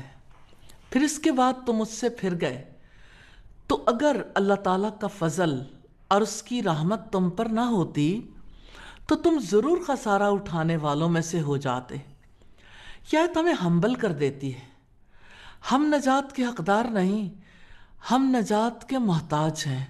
پھر اللہ تعالیٰ ایک عبرت ناک مثال دیتے ہیں، اور بلا شبہ تم جان چکے ہو تم میں سے جو لوگ ہفتے کے دن میں حد سے گزر گئے تو ہم نے انہیں کہا کہ تم ذلیل ہونے والے بندر بن جاؤ۔ جب اللہ تعالیٰ کی باؤنڈری کو کراس کیا گیا تو کانسیکوینس میں کیا ملا؟ ہیوملیشن۔ تو ہم نے اس کو اس دور کے لوگوں اور بعد میں آنے والوں کے لیے عبرت اور اللہ تعالیٰ سے ڈرنے والوں کے لیے نصیحت بنا دیا۔ پیغام کلیئر ہے، لمٹس بریک کرنے کا انجام ہے ڈگنیٹی بریک ہوتی ہے۔ پھر وہ واقعہ آتا ہے جس کی وجہ سے اس سورت کا نام رکھا گیا، اور اس وقت کو یاد کرو جب موسیٰ نے اپنی قوم سے کہا، یقیناً اللہ تعالیٰ تمہیں حکم دیتا ہے کہ ایک گائے ذبح کرو۔ انہوں نے کہا، کیا تم ہمارا مذاق بناتے ہو؟ موسیٰ نے کہا، میں اللہ تعالیٰ کی پناہ مانگتا ہوں کہ میں جاہلوں میں سے ہو جاؤں۔ انہوں نے کہا، ہمارے لیے اپنے رب سے دعا کرو کہ وہ ہم پر واضح کر دے کہ وہ کیسی ہو۔ موسیٰ نے کہا، بے شک اللہ تعالیٰ فرماتا ہے کہ یقیناً وہ گائے نہ بوڑھی اور نہ بچیا بلکہ اس کے درمیان جوان عمر کی ہو، لہذا تم کرو جو تمہیں حکم دیا جاتا ہے۔ انہوں نے کہا، ہمارے لیے اپنے رب سے دعا کرو کہ وہ ہمارے لیے واضح کر دے کہ اس کا رنگ کیسا ہو۔ موسیٰ نے کہا بے شک اللہ تعالیٰ فرماتا ہے کہ یقیناً وہ زرد رنگ کی گائے ہو، اس کا رنگ چمکنے والا ہو کہ دیکھنے والوں کو خوش کرتی ہو۔ اللہ سبحانہ تعالیٰ نے ایک سیدھا حکم دیا، گائے ذبح کرو۔ حکم بالکل سمپل تھا، لیکن ریسپانس بہت ہی کمپلیکیٹڈ ہو گیا۔ سوال پر سوال ہوتے رہے، ڈیٹیل پر ڈیٹیل مانگی جاتی رہی، ڈیلے پر ڈیلے ہوتا رہا۔ اصل مسئلہ تو اوبیڈینس ریزسٹنس تھا۔ جب حکم واضح ہوا اور بندہ پھر بھی کلیئرٹی مانگتا رہے تو یہ سوال نہیں، اوائیڈنس ہوتی ہے۔ انہوں نے کہا ہمارے لیے اپنے رب سے دعا کرو کہ وہ ہمارے لیے واضح کر دے کہ وہ کیسی ہو۔ بے شک گائے ہم پر مشتبہ ہو گئی ہے، اور یقیناً اگر اللہ تعالیٰ نے چاہا تو ہم ضرور مقصد تک پہنچنے والے ہوں گے۔ موسیٰ نے جواب دیا یقیناً اللہ تعالیٰ فرماتا ہے کہ وہ گائے ایسی ہو کہ نہ جوتی ہوئی ہو کہ زمین میں ہل چل آتی ہو، اور نہ کھیتوں کو پانی دیتی ہو، صحیح سالم ہو اور اس میں کوئی داغ نہ ہو۔ انہوں نے کہا اب تم حق لائے ہو۔ پھر انہوں نے اسے ذبح کیا، اور وہ قریب نہ تھے کہ وہ کرتے، یعنی انہوں نے گائے کو ذبح تو کر لیا مگر ان کا دل مانتا ہی نہیں تھا۔ سیلف چیک مومنٹ ہے۔ آئیے ہم رک کر یہاں سوچیں، کیا میں اوبے کرتی ہوں یا ڈیبیٹ؟ کیا میں اللہ کی باؤنڈری کے قریب جا کر خود کو سمارٹ سمجھ لیتی ہوں؟ کور میسج آف رکوع ہے۔ یہ رکوع ہمیں یاد دلاتا ہے جو قوم اللہ کے حکم کو ڈیبیٹ سبجیکٹ بنا لے وہ عمل سے دور ہو جاتی ہے۔ اللہ وانٹس اوبیڈینس ناٹ آرگومنٹس۔ اللہ تعالیٰ ہمیں ریئل اوبیڈینس عطا فرمائے، آمین ثم آمین۔ اللہ تعالیٰ سے دعا ہے وہ ہمیں اتھینٹک ایمان دے اور ہمبل سرونٹ ہوڈ پر قائم۔ نمبر 9 ہے، یہ رکوع ایک قتل کے ذکر سے شروع ہوتا ہے، مگر اصل مسئلہ قتل نہیں ہے۔ اصل مسئلہ یہ کہ اللہ تعالیٰ چھپی ہوئی حقیقتوں کو ایونچولی ایکسپوز کرتا ہے۔ اللہ تعالیٰ فرماتے ہیں اور اس وقت کو یاد کرو جب تم نے ایک شخص کو قتل کر دیا، پھر ایک دوسرے سے اس بارے میں جھگڑا کرنے لگے۔ واللہ مخرج ما کنتم تکتمون، اور اللہ تعالیٰ اس کو نکالنے والا تھا جو تم چھپاتے تھے۔ انسان بات گھما سکتا ہے، بلیم شفٹ کر سکتا ہے، نیریٹو کنٹرول کرنے کی کوشش کر سکتا ہے، مگر اللہ سبحانہ تعالیٰ کے سامنے کچھ بھی ہڈن نہیں رہتا۔ وہ جب چاہے ریالٹی کو کھول سکتا ہے۔ چنانچہ ہم نے حکم دیا کہ اس لاش کو، اس گائے کا کوئی ٹکڑا مارو۔ اس طرح اللہ تعالیٰ مردوں کو زندہ کرتا ہے اور تمہیں اپنی نشانیاں دکھاتا ہے تاکہ تم سمجھو۔ ان آیات کا پس منظر یہ ہے کہ بنی اسرائیل میں ایک آدمی قتل ہو گیا۔ قاتل مقتول کا اپنا بھتیجا تھا جس نے لالچ میں آ کر چچا کو قتل کر دیا، پھر فیک گریف دکھا کر الزام دوسرے قبیلے والوں پر ڈال دیا۔ لوگ الجھ گئے قاتل کون ہے۔ فیصلہ سیدنا موسیٰ علیہ السلام کے پاس گیا اور اللہ کا حکم آ گیا گائے ذبح کرو۔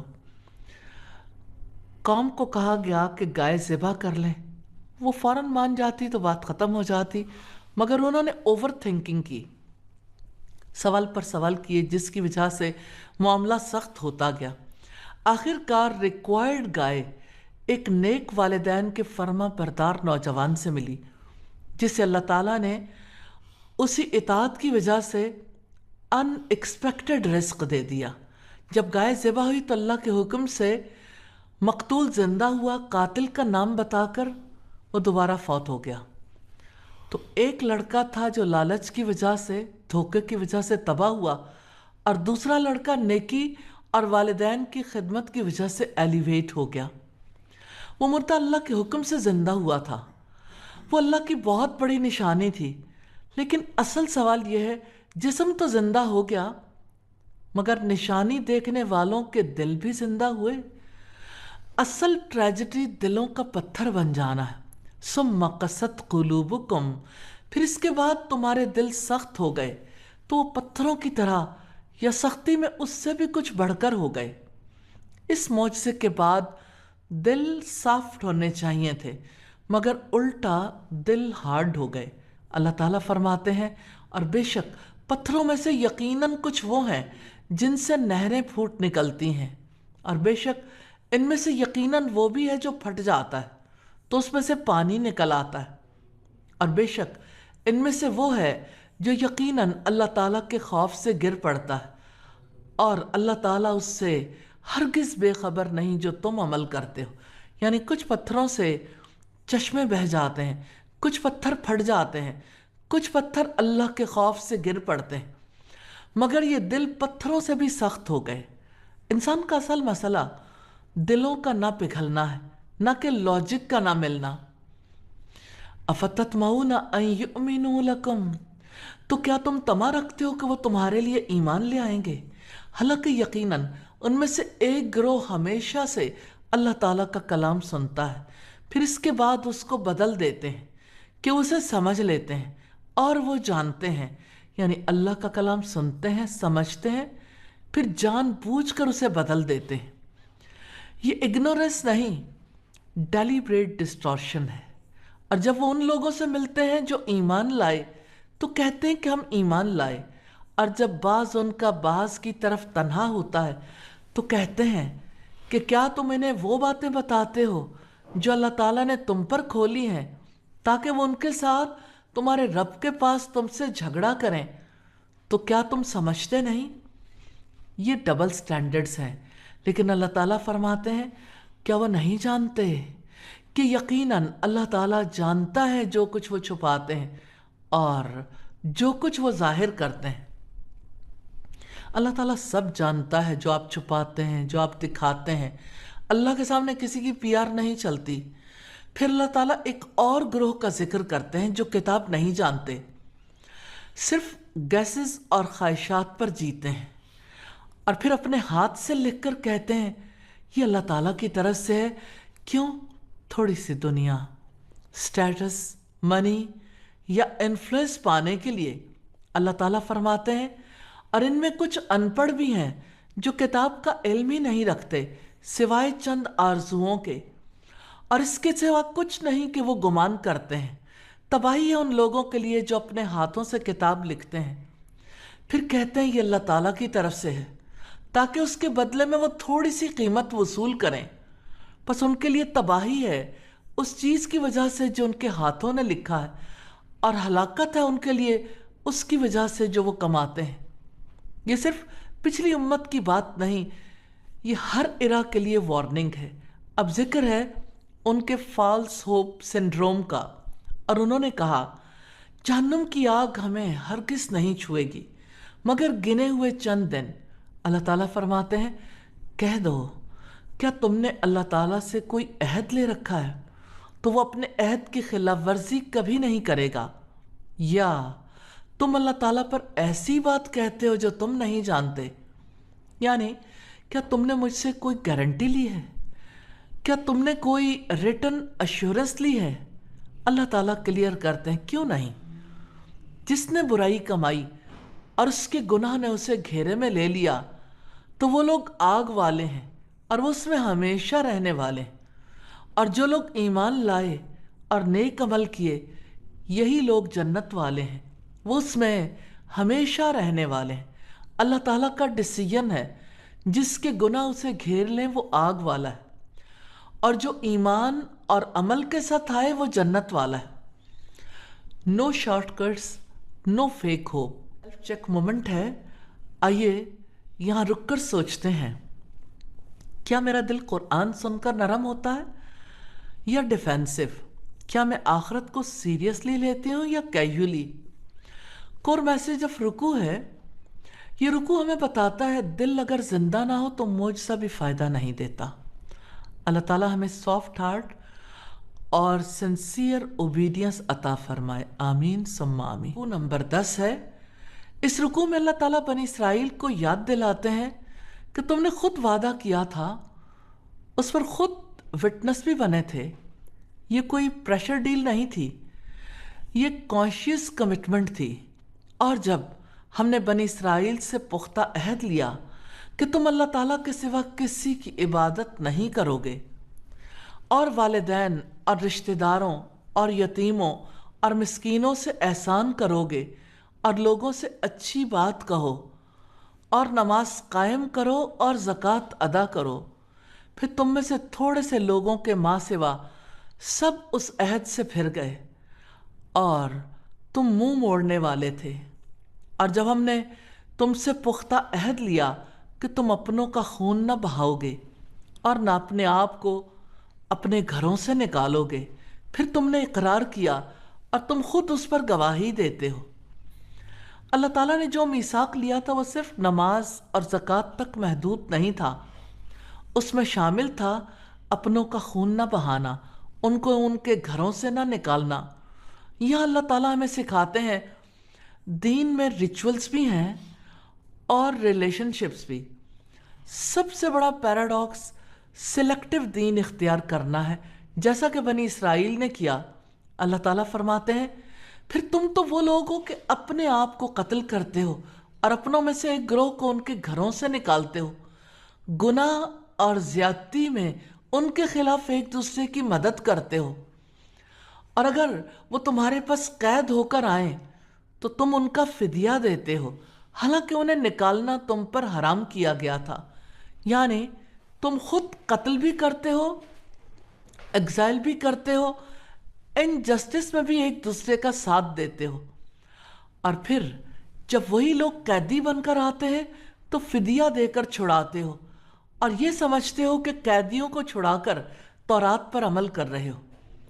اللہ تعالیٰ پوچھتے ہیں تو کیا تم کتاب کے کچھ حصے پر ایمان لاتے ہو اور کچھ حصے کا کفر کرتے ہو، یعنی اسے ریجیکٹ کرتے ہو؟ یا اللہ تعالیٰ ہمیں وارن کرتے ہیں selective obedience is equal to silent rebellion. یہ دین کو اپنی کنوینئنس کے مطابق یوز کرنا ہے۔ ان لوگوں کا حال یہ ہے جہاں فائدہ نظر آیا دین یاد آ گیا، جہاں قربانی مانگی گئی دین کو بھول گئے۔ یہی اصل بیماری ہے۔ اللہ تعالیٰ واضح ڈیسیژن سناتے ہیں تو جو تم میں سے ایسا کرتا ہے دنیا کی زندگی میں رسوائی کے ماں سوا اس کی اور کیا جزا ہو سکتی ہے، اور قیامت کے دن وہ سخت ترین عذاب کی طرف پھیر دیے جائیں گے۔ اور جو تم کرتے ہو اللہ تعالیٰ اس سے ہرگز غافل نہیں ہے۔ یہ وہ لوگ ہیں جنہوں نے آخرت کے بدلے دنیا کی زندگی خرید لی ہے۔ یہ ایک بیڈ ڈیل ہے۔ سنا ان کے عذاب میں کمی کی جائے گی اور نہ ہی وہ مدد دیے جائیں گے۔ سیلف چیک مومنٹ ہے، کر سوچتے ہیں کیا میں عبادات پر فوکس کرتی ہوں مگر معاملات اگنور کر دیتی ہوں؟ کیا میرا دین کمپلیٹ سبمیشن ہے یا selective acceptance? Core message of رکوع ہے۔ یہ رکوع ہمیں بتاتا ہے اللہ تعالیٰ کا دین آدھا ماننے کے لیے نہیں آیا۔ جو قوم دین کو فائدے کے لیے تو مانے مگر قربانی کے وقت چھوڑ دے، وہ دنیا میں بھی ہیوملیشن ہوتی ہے اور آخرت میں بھی۔ اللہ تعالیٰ ہمیں ٹرو اوبیڈینس اور جسٹ بیہیویئر کے ساتھ جینے کی توفیق عطا فرمائے۔ آمین ثم آمین۔ رکوع نمبر 11 ہے جب حق ایگو سے ٹکرا جائے۔ یہ رکوع اللہ تعالیٰ کے ایک عظیم احسان سے شروع ہوتا ہے۔ اللہ تعالیٰ فرماتے ہیں اور بلا شبہ ہم نے یقیناً موسیٰ کو کتاب دی اور اس کے بعد ہم نے پے در پے بہت سے رسول بھیجے، اور ہم نے عیسیٰ ابن مریم کو روشن نشانیاں دیں اور روح پاک سے اس کی مدد کی۔ یعنی پیغام ایک بار نہیں آیا، بار بار آیا۔ ہدایت کنسسٹنٹ رہی۔ اصل مسئلہ کہاں تھا؟ اللہ تعالیٰ سوال اٹھاتے ہیں تو کیا جب کبھی تمہارے پاس کوئی رسول اس چیز کے ساتھ آیا جو تمہارے دل نہیں چاہتے تھے، تم نے تکبر کیا؟ چنانچہ کسی گروہ کو تم نے جھٹلایا اور کسی کو قتل کر دیا۔ مسئلہ علم کی کمی کا نہیں تھا، مسئلہ ایگو کا تھا۔ حق اس وقت انبیریبل لگتا ہے جب وہ ہماری خواہش اور کمفرٹ زون کو چیلنج کرے۔ Truth hurts when ego rules، اور انہوں نے کہا کہ ہمارے دل غلافوں میں ہیں۔ بلکہ اللہ تعالیٰ نے ان کے کفر کی وجہ سے ان پر لعنت کی، لہذا کمی ہے جس پر وہ ایمان لاتے ہیں۔ اور جب اللہ تعالیٰ کی طرف سے ان کے پاس ایک کتاب آ گئی جو اس کی تصدیق کرنے والی ہے جو ان کے پاس ہے، حالانکہ وہ اس سے پہلے کافروں پر فتح مانگتے تھے، پھر جب وہ چیز ان کے پاس آ گئی جسے انہوں نے پہچان لیا تو انہوں نے اس کے ساتھ کفر کیا۔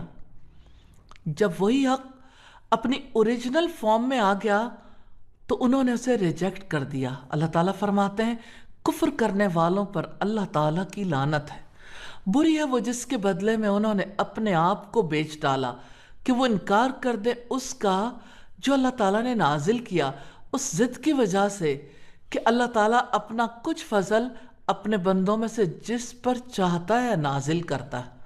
یہاں بیماری کھل کر سامنے آتی ہے۔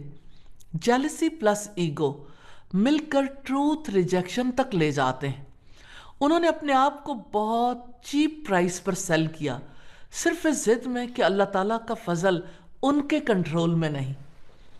پھر وہ غضب پر غضب لے کر لوٹے، اور کافروں کے لیے توہین آمیز عذاب ہے۔ اور جب ان سے کہا جاتا ہے کہ اس پر ایمان لاؤ جو اللہ تعالیٰ نے نازل کیا ہے، تو کہتے ہیں کہ ہم تو اس پر ایمان رکھتے ہیں جو ہم پر نازل کیا گیا، اور جو اس کے علاوہ اس کا وہ کفر کرتے ہیں، حالانکہ وہ حق ہے اور جو ان کے پاس ہے اس کی تصدیق کرنے والا ہے۔ کہہ دو کہ اگر تم ایمان لانے والے تھے تو اس سے پہلے انبیاء کو قتل کیوں کرتے تھے؟ یا اللہ تعالیٰ واضح کرتے ہیں سلیکٹو فیتھ ازنٹ فیتھ، حق کو کسٹمائز نہیں کیا جاتا، حق کو صرف ایکسیپٹ کیا جاتا ہے پورے کا پورا۔ اب ذکر آتا ہے بچھڑے کی محبت کا۔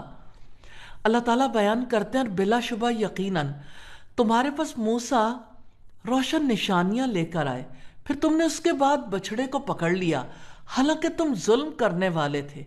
اور اس وقت کو یاد کرو جب ہم نے تم سے پختہ عہد لیا اور تمہارے اوپر پہاڑ کو اٹھایا کہ جو کچھ ہم نے تمہیں دیا ہے اسے قوت کے ساتھ پکڑو اور سنو۔ انہوں نے کہا کہ ہم نے سن لیا اور ہم نے نافرمانی کی، اور ان کے کفر کی وجہ سے ان کے دلوں میں بچھڑے کی محبت پلا دی گئی۔ کہہ دو کہ اگر تم ایمان والے ہو تو بری چیز ہے جس کا حکم تمہیں تمہارا ایمان دیتا ہے۔ ڈس بلیف کی وجہ سے ان کے دلوں میں بچھڑے کی محبت بھر دی گئی۔ یہ لائن بہت ڈیپ ہے۔ دل کبھی ایمپٹی نہیں رہتا، یا اللہ تعالیٰ کی محبت ہوتی ہے یا کسی اور کی obsession۔ وہ کہتے تھے آخرت تو ہمارے لیے خاص ہے۔ اللہ تعالیٰ فرماتے ہیں کہہ دو کہ آخرت کا گھر اللہ تعالیٰ کے نزدیک سب لوگوں کے ماں سوا خاص تمہارے ہی لیے ہے، تو اگر تم سچے ہو تو موت کی تمنا کرو۔ اور وہ ہرگز اس کی تمنا کبھی نہیں کریں گے، اس کی وجہ سے جو ان کے ہاتھوں نے آگے بھیجا، اور اللہ تعالیٰ ظالموں کو خوب جاننے والا ہے۔ وہ کبھی تمنا نہیں کریں گے کیونکہ اعمال سامنے ہیں۔ پھر اللہ تعالیٰ ڈیسیژن سناتے ہیں، اور آپ انہیں لوگوں میں سب سے زیادہ زندگی پر حریص پاؤ گے، اور ان لوگوں سے بھی جنہوں نے شرک کیا۔ ان کا ہر ایک یہ چاہتا ہے کہ کاش اسے 1000 برس کی عمر دے دی جائے، حالانکہ وہ اسے عذاب سے بچانے والی نہیں، یہ کہ اسے لمبی عمر دی جائے، اور اللہ تعالیٰ خوب دیکھنے والا ہے جو وہ عمل کرتے ہیں۔ لمبی عمر نہ عذاب سے بچا سکتی ہے، نہ فائنل آؤٹ کم بدل سکتی ہے۔ Long life doesn't mean safe ending. Self check moment ہے۔ آئیے یہاں رک کر جائزہ لیتے ہیں کہ حق مجھے اس وقت انکمفرٹیبل لگتا ہے جب وہ میری خواہش کے خلاف ہو۔ کیا میں قرآن کو فالو کرتی ہوں یا فلٹر؟ کور میسج آف رکوع ہے۔ یہ رکوع ہمیں بتاتا ہے وہ ایمان ڈینجرس ہوتا ہے جو ماننے کی بجائے بچ نکلنے کی اسٹریٹجیز ڈھونڈے۔ اللہ تعالیٰ ہمیں اپنے سیلف کی بجائے ٹروتھ کے آگے جھکنے والا اور دنیا کی بجائے آخرت کو پرائرٹی دینے والا بنا دے۔ آمین ثم آمین۔ نمبر 12 ہے، یہ رکوع ایک سٹرینج آبجیکشن سے شروع ہوتا ہے۔ آپ کہہ دیں جو جبریل کا دشمن ہے اس نے تو اللہ تعالیٰ کے حکم سے آپ کے دل پر اس قرآن کو نازل کیا ہے جو اپنے سے قبل کی تصدیق کرنے والا ہے اور ایمان والوں کے لیے ہدایت اور خوشخبری ہے۔ کچھ لوگ کہتے تھے ہمیں جبریل پسند نہیں، اللہ سبحانہ تعالیٰ ریالٹی کو واضح کرتے ہیں کہ ڈس لائکنگ جبریل سے نہیں، اللہ تعالیٰ کے حکم سے ہے، کیونکہ جبریل تو اپنی مرضی سے کچھ نہیں لاتے، وہ اللہ کے حکم پر کام کرتے ہیں۔ قرآن اللہ تعالیٰ کا پیغام ہے، کسی کا پرسنل ایجنڈا نہیں ہے۔ یا اللہ تعالیٰ ہمیں ایک پرنسپل سکھا رہے ہیں، مسئلہ میسنجر کا نہیں، مسئلہ سبمیشن کا ہے۔ اللہ تعالیٰ صاف فرما دیتے ہیں جو کوئی اللہ تعالیٰ کا، اس کے فرشتوں کا، اس کے رسولوں کا، جبرائیل اور میکائیل کا دشمن ہے تو یقیناً اللہ تعالیٰ کافروں کا دشمن ہے۔ بنی اسرائیل کا بیہیویئر بتاتا ہے کہ جب دل میں سٹبن ریزسٹنس ہو تو انسان ہدایت لانے والوں سے بھی لڑنے لگتا ہے۔ اللہ تعالیٰ فرماتے ہیں اور بلا شبہ یقیناً ہم نے آپ پر واضح آیات نازل کی ہیں اور اس کا انکار فاسقوں کے سوا کوئی نہیں کرتا۔ فاسق یعنی ٹرانسگریسر۔ اصول واضح حق انکلیئر نہیں ہوتا، لیکن جب دل ہی کرپٹ ہو جائے تو حق بھی ہیزی لگنے لگتا ہے۔ پھر اللہ تعالیٰ ایک پرانا پیٹرن یاد دلاتے ہیں۔ کیا جب کبھی انہوں نے کوئی عہد کیا تو ان میں سے ایک گروہ نے اس کو پھینک دیا؟ بلکہ ان میں سے اکثر ایمان نہیں رکھتے، اور جب ان کے پاس اللہ تعالیٰ کی طرف سے کوئی رسول آیا جو اس چیز کے لیے تصدیق کرنے والا ہے جو ان کے پاس ہے، تو ان لوگوں میں سے ایک گروہ نے جنہیں کتاب دی گئی تھی اللہ کی کتاب کو اپنی پشتوں کے پیچھے پھینک دیا، گویا وہ جانتے ہی نہیں۔ یہ بہت ڈینجرس سٹیج ہے، جانتے بھی ہوں اور اگنور بھی کریں۔ Knowing the truth but choosing to ignore it. پھر ان کی ایک اور ڈیویشن سامنے آتی ہے، انہوں نے اللہ کے حکم کو چھوڑا، گائیڈنس کی بجائے شارٹ کٹس چنے اور جادو کے پیچھے لگ گئے۔ اللہ سبحانہ تعالیٰ واضح کر دیتے ہیں اور وہ اس چیز کے پیچھے لگ گئے جسے شیاطین سلیمان علیہ السلام کی بادشاہت میں پڑھا کرتے تھے۔ اور سلیمان نے کفر نہیں کیا، لیکن شیاطین نے کفر کیا۔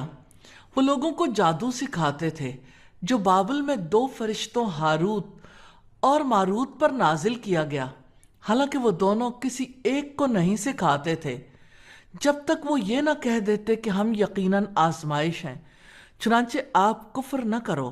پھر بھی وہ ان دونوں سے وہ چیز سیکھتے تھے جس سے شوہر اور اس کی بیوی میں جدائی ڈالتے تھے، حالانکہ وہ اس کے ساتھ اللہ تعالیٰ کے اذن کے بغیر اس میں سے کسی ایک کو بھی ہرگز ضرر پہنچانے والے نہیں تھے۔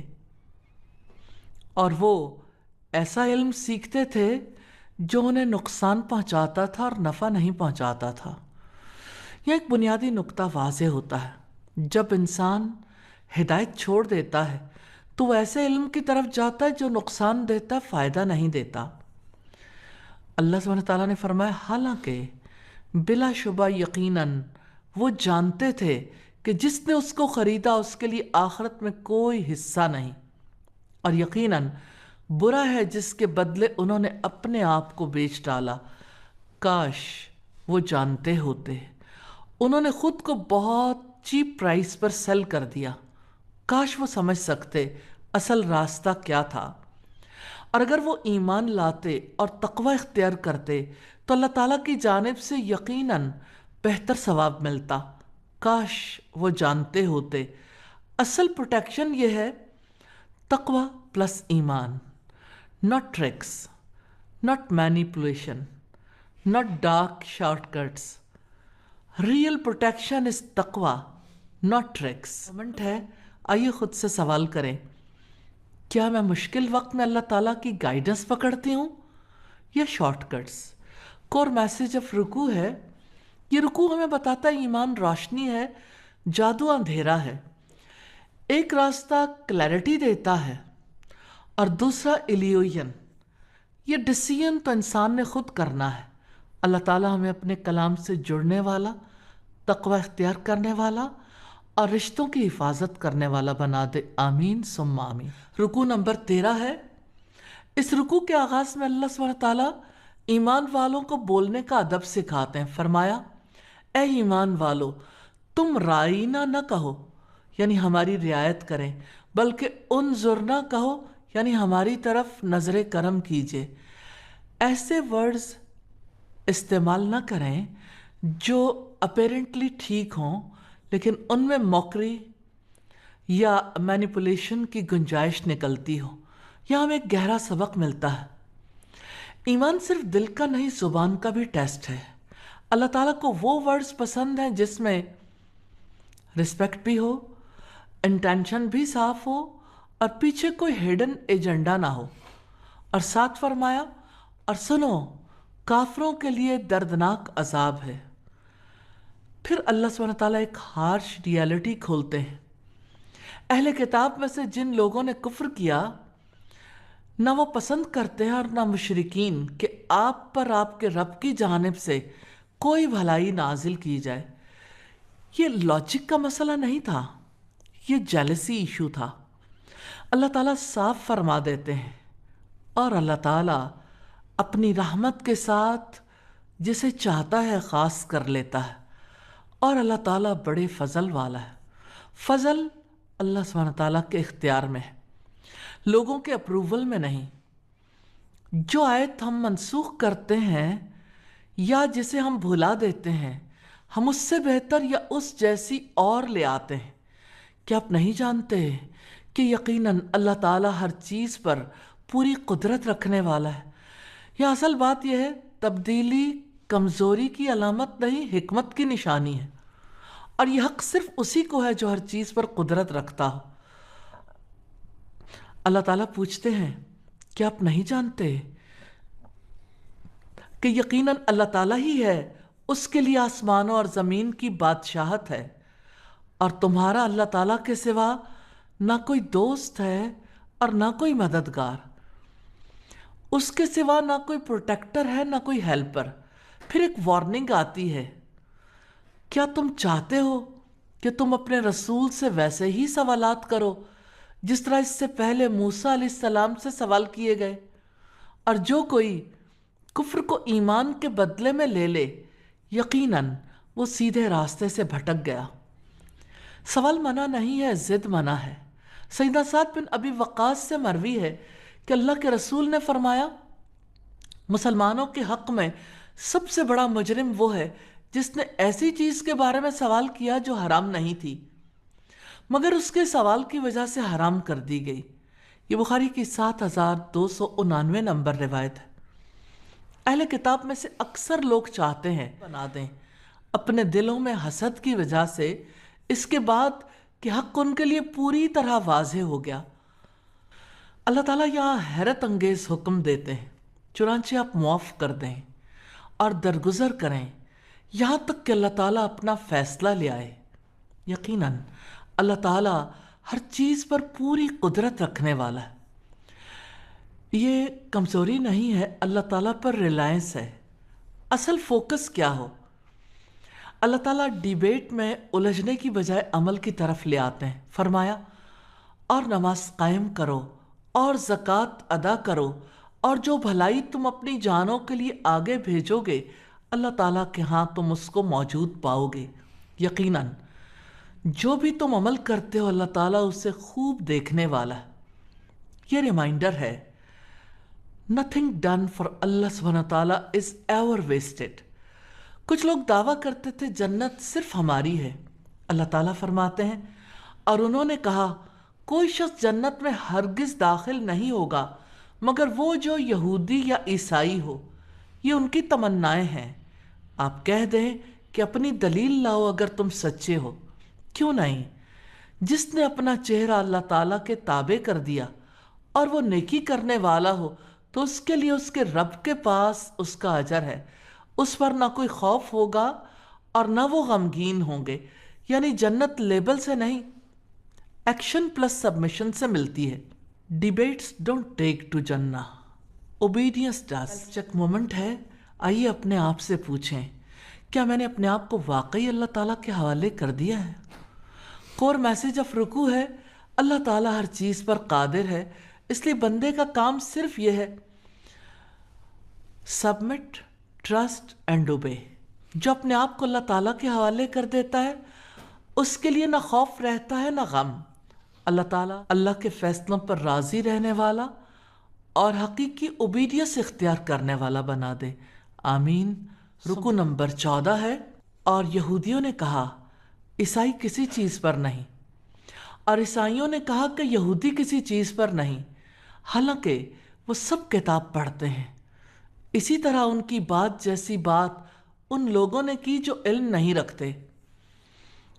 ये रिलीजियस मोनोपोली माइंडसेट है, यानी मेरा ग्रोह ही हक पर है, बाकी सब रॉन्ग हैं। अल्लाह ताला वाज़े फरमा देते हैं, फिर अल्लाह ताला क़यामत के दिन उनके दरमियान उन मामलात का फैसला करेगा जिनमें वो इख्तिलाफ करते थे। यानी ट्रूथ किसी कमेटी के वोट से नहीं, अल्लाह सुब्हानहू व तआला के डिसीजन से इस्टेब्लिश होता है। फिर अल्लाह ताला फरमाते हैं, और उससे बड़ा जालिम और कौन है जिसने अल्लाह ताला की मस्जिदों से रोका कि उनमें उसका नाम लिया जाए और उनको वीरान करने की कोशिश की।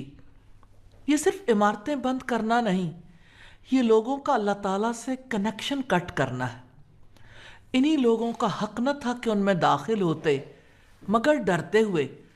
उनके लिए दुनिया में रुसवाई है और आखिरत में उनके लिए बहुत बड़ा अज़ाब। यह आयत हर दौर के लिए वार्निंग है।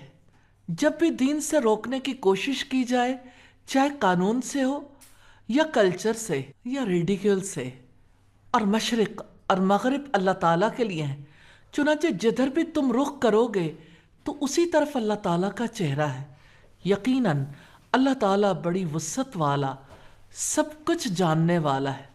और उन्होंने कहा कि अल्लाह ताला ने औलाद बना रखी है, वो पाक है, बल्कि आसमानों और ज़मीन में जो कुछ है उसी का है, सब के सब उसी के फर्मा बरदार हैं। वो आसमानों और ज़मीन का मूजिद है, और वो जब किसी काम का फैसला करता है तो यकीनन उसको वो कहता है कि हो जा, तो वो हो जाता है। यह है एब्सोल्यूट पावर, इसमें किसी पार्टनर की गुंजाइश नहीं। और जो लोग इल्म नहीं रखते, उन्होंने कहा कि अल्लाह ताला हमसे खुद बात क्यों नहीं करता, या हमारे पास कोई निशानी क्यों नहीं आती। इसी तरह उनकी बात की तरह उन लोगों ने कहा जो उनसे पहले थे, उन सब के दिल एक जैसे हो गए। यकीनन हमने आयात साफ साफ बयान कर दी हैं उन लोगों के लिए जो यकीन करते हैं। यानी मसला एविडेंस का नहीं, बिलीफ रेडीनेस का है। निशानी मौजूद होती है मगर दिल मानने के लिए तैयार नहीं होता। Faith demands surrender, not conditions. अल्लाह ताला ऐलान करते हैं, यकीनन हमने आपको हक के साथ खुशखबरी सुनाने वाला और डराने वाला बनाकर भेजा है, और आपसे अहले दोज़ख के बारे में नहीं पूछा जाएगा। मैसेज डिलीवर करना आपकी रिस्पॉन्सिबिलिटी थी, एक्सेप्ट करना लोगों का काम है। और यहूदी और ईसाई आपसे हरगिज़ राज़ी नहीं होंगे यहाँ तक कि आप उनकी मिल्लत की पैरवी करें। आप कह दें कि यकीनन हकीकी हिदायत तो अल्लाह ताला की हिदायत है, हक किसी ग्रोह की इनहेरिटेंस नहीं। Truth doesn't belong two groups, truth belongs to Allah सुब्हानहू व तआला। और यकीनन अगर उस इल्म के बाद जो आपके पास आ चुका आपने उनकी ख्वाहिशात की पैरवी की, तो अल्लाह ताला से बचाने में ना आपका कोई दोस्त होगा और ना कोई मददगार। जिन लोगों को हमने किताब दी वो उसे पढ़ते हैं जैसा कि उसे पढ़ने का हक है, वही लोग उस पर ईमान रखते हैं, और जो उसके साथ कुफ्र करता है तो वही लोग खसारा उठाने वाले। किताब का हक अदा करना ही सच्चा ईमान है। Reading the book is easy, living it is real. Self check moment है। आइए अपने आप से पूछें, क्या मैं अल्लाह ताला के घरों को आबाद करने वाली हूँ या सिर्फ दावे करती हूँ? क्या मैं कुरान को सिर्फ पढ़ती हूँ या हक अदा करती हूँ? कोर मैसेज ऑफ रुकू है। ये रुकू हमें याद दिलाता है, हिदायत डिबेट से नहीं मिलती, हिदायत सबमिशन से मिलती है। جو اپنا آپ اللہ تعالیٰ کے حوالے کر دے اور قرآن کو اس کا حق دے کر پڑھے وہی کامیاب ہے۔ اللہ تعالیٰ ہمیں حق پر ثابت قدم رکھے، اپنے گھروں کا آبادکار بنائے، اپنی کتاب کا حق ادا کرنے والا بنائے۔ آمین ثم آمین۔ نمبر 15 ہے، اے بنی اسرائیل یاد کرو میری اس نعمت کو جو میں نے تمہیں عطا کی تھی، اور یقیناً میں نے تمہیں جہانوں پر فضیلت دی تھی۔ لیکن فوراً ہی اللہ تعالیٰ وارن کرتے ہیں، اور ڈرو اس دن سے جس میں کوئی شخص کسی شخص کے کچھ بھی کام نہیں آئے گا، اور نہ اس سے کوئی فدیہ قبول کیا جائے گا، اور نہ اس کو کوئی سفارش فائدہ دے گی، اور نہ وہ مدد دیے جائیں گے۔ یہ آیات ہمیں بتا رہی ہیں فضیلت کوئی وی آئی پی پاس نہیں، فضیلت رسپانسبلٹی ہوتی ہے، اور رسپانسبلٹی کا حساب بھی ہوتا ہے۔ پھر ابراہیم علیہ السلام کا تذکرہ آتا ہے، اور جب ابراہیم کو اس کے رب نے چند باتوں میں آزمایا تو اس نے ان سب کو پورا کر دیا۔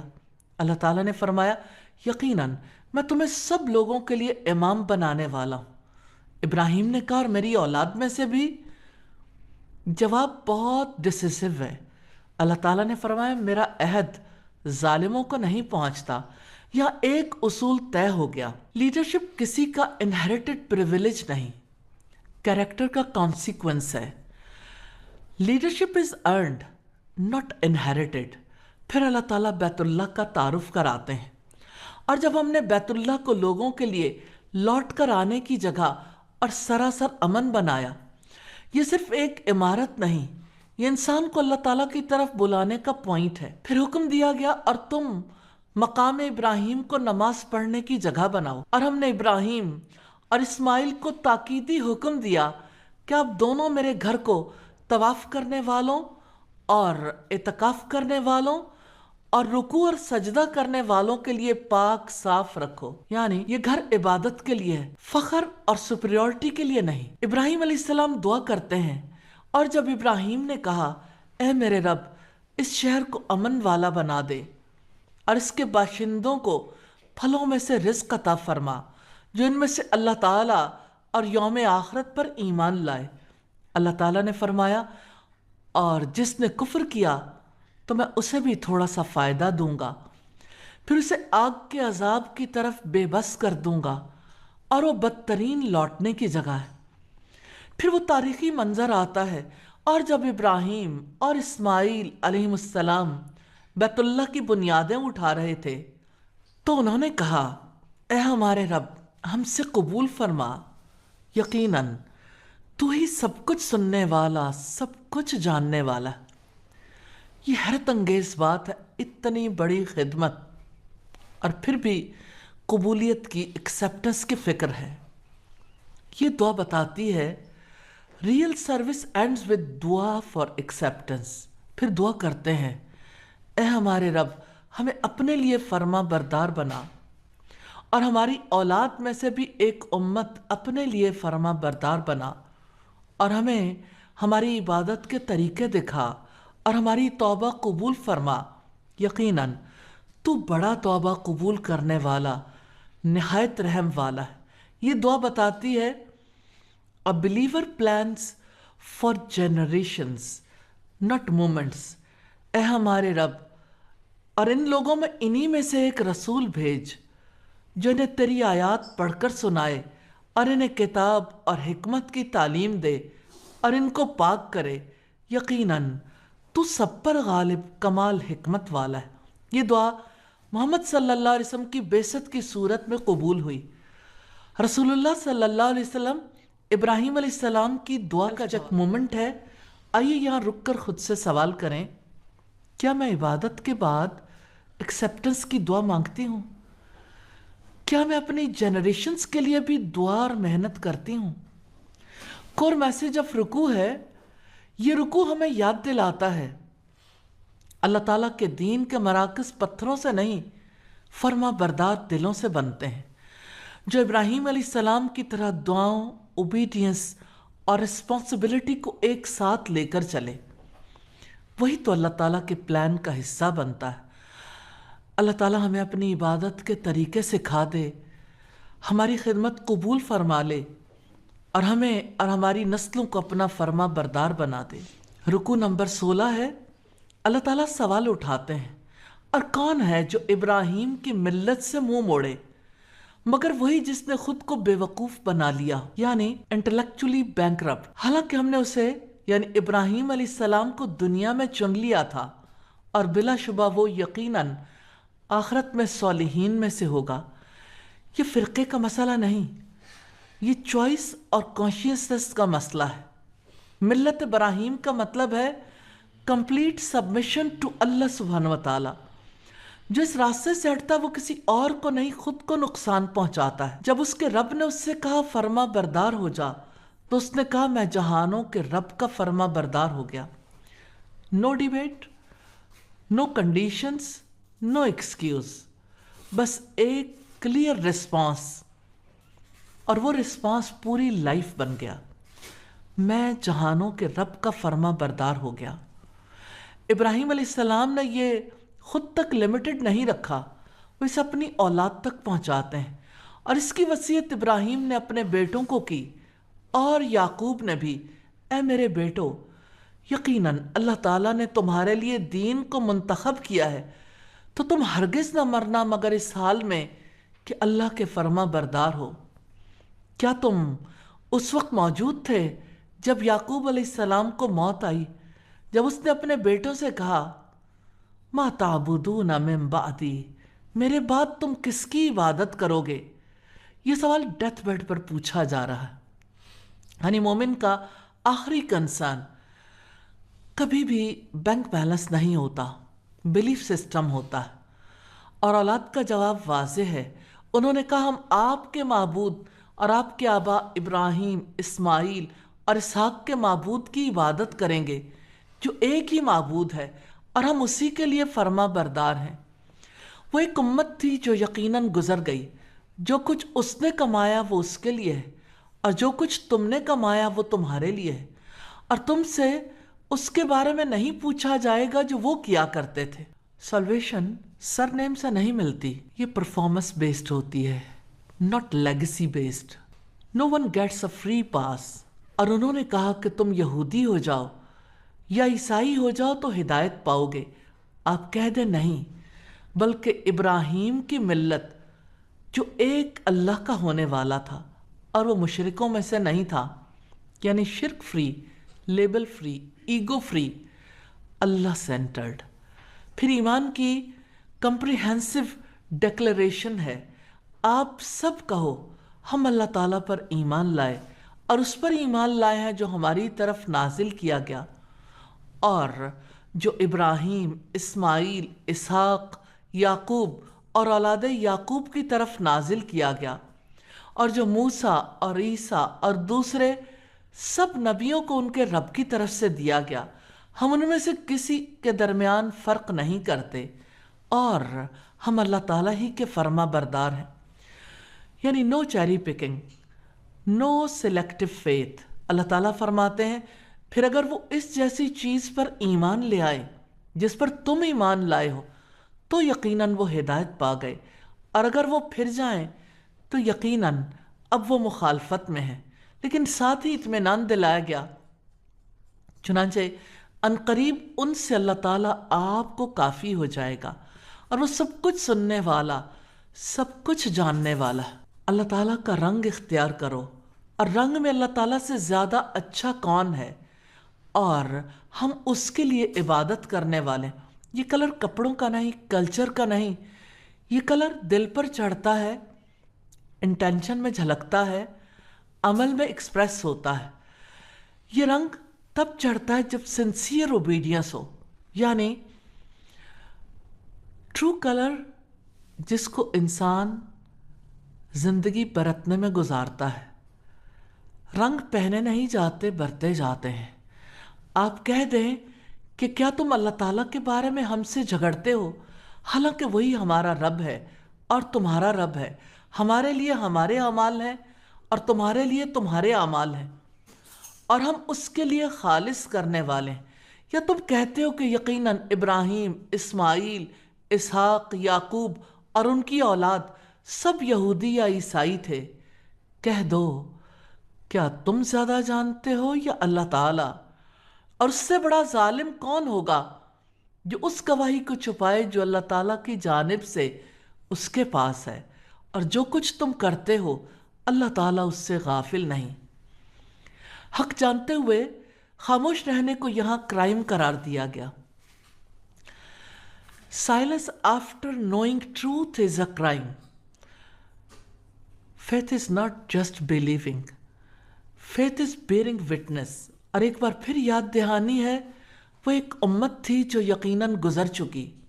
جو کچھ انہوں نے کمایا وہ ان کے لیے ہے، اور جو کچھ تم نے کمایا وہ تمہارے لیے ہے، اور تم سے ان کے بارے میں نہیں پوچھا جائے گا جو وہ عمل کیا کرتے تھے۔ رسول اللہ نے فرمایا، جس کا عمل اسے پیچھے کر دے اس کا نسب اسے آگے نہیں بڑھا سکتا۔ سیلف چیک مومنٹ ہے۔ آئیے خود سے سوال کریں کہ اللہ تعالیٰ کا کلر میری ریئل آئیڈینٹی ہے؟ کور میسج آف رکوع ہے۔ یہ رکوع ہم سے کہتا اللہ تعالیٰ کے ہاں نام نہیں دیکھے جاتے، کلرز دیکھے جاتے ہیں۔ وہ کلر جو اوبیڈینس سے آتا ہے، جو اپوزیشن میں بھی فیڈ نہیں ہوتا۔ اللہ تعالیٰ ہمیں اپنے رنگ میں رنگ دے، ہمیں مکمل فرما بردار بنا دے، اور ہمیں حق کی گواہی دینے والوں میں شامل فرما دے۔ آمین یا رب العالمین۔ یا اللہ ہمیں وہ دل عطا فرما دے جو تیری بات سن کر میلٹ ہو جائے اور ہدایت کو برڈن نہیں رحمت سمجھیں۔ یا اللہ ہمیں نالج کے ساتھ عمل کرنے کی، سنسیریٹی کے ساتھ عمل کرنے کی توفیق عطا فرما دے۔ ہمیں اپنی نعمتوں کو انٹائٹلمنٹ نہیں، رسپانسبلٹی سمجھنے والا بنا دے۔ یا اللہ ہمارے دلوں کو سختی سے بچا لے، ہمیں اپنی اوبیڈینس میں زندگی گزارنے کی توفیق عطا فرما دے۔ ہمیں اور ہماری نسلوں کو سیدھے راستے پر ثابت قدم رکھ۔ آمین یا رب العالمین۔ یا اللہ تو ہی ہمارا رب ہے، تو ہی ہمیں ہدایت دینے والا ہے۔ یا اللہ ہمارے دلوں کو ہپوکریسی سے پاک کر دے، ہمیں قرآن کو صرف پڑھنے والا نہیں اس پر چلنے والا بنا دے۔ یا اللہ ہمیں غیب پر سچا ایمان نصیب کر دے، نماز کو ہماری زندگی کا سہارا بنا دے، ہمیں اپنے دیے ہوئے رزق میں سے خرچ کرنے کی توفیق عطا فرما دے۔ یا اللہ ہمیں ابراہیم علیہ السلام کی ملت پر رکھنا، ہمیں ریئل سبمیشن عطا فرمانا، اور ہماری نسلوں کو بھی۔ یا اللہ ہمیں اپنا رنگ عطا فرما دے، ایسا رنگ جو دلوں پر چڑھے، عمل میں ظاہر ہو، اور موت تک یہ رنگ چڑھا رہے۔ یا اللہ ہمیں حق کی گواہی دینے والوں میں شامل فرما دے، دشمنوں کی مخالفت میں اپنی مدد عطا فرما دے۔ یا اللہ ہمیں اس دن کی ہیوملیشن سے بچا لینا جب کوئی کسی کے کام نہیں آئے گا، ہمیں اپنی رحمت کے سائے میں جگہ عطا فرما دے۔ آمین ثم آمین۔ سبحانک اللہم و بحمدک، نشہد ان لا الہ الا انت، نستغفرک و نتوب الیک۔ السلام علیکم ورحمۃ اللہ وبرکاتہ۔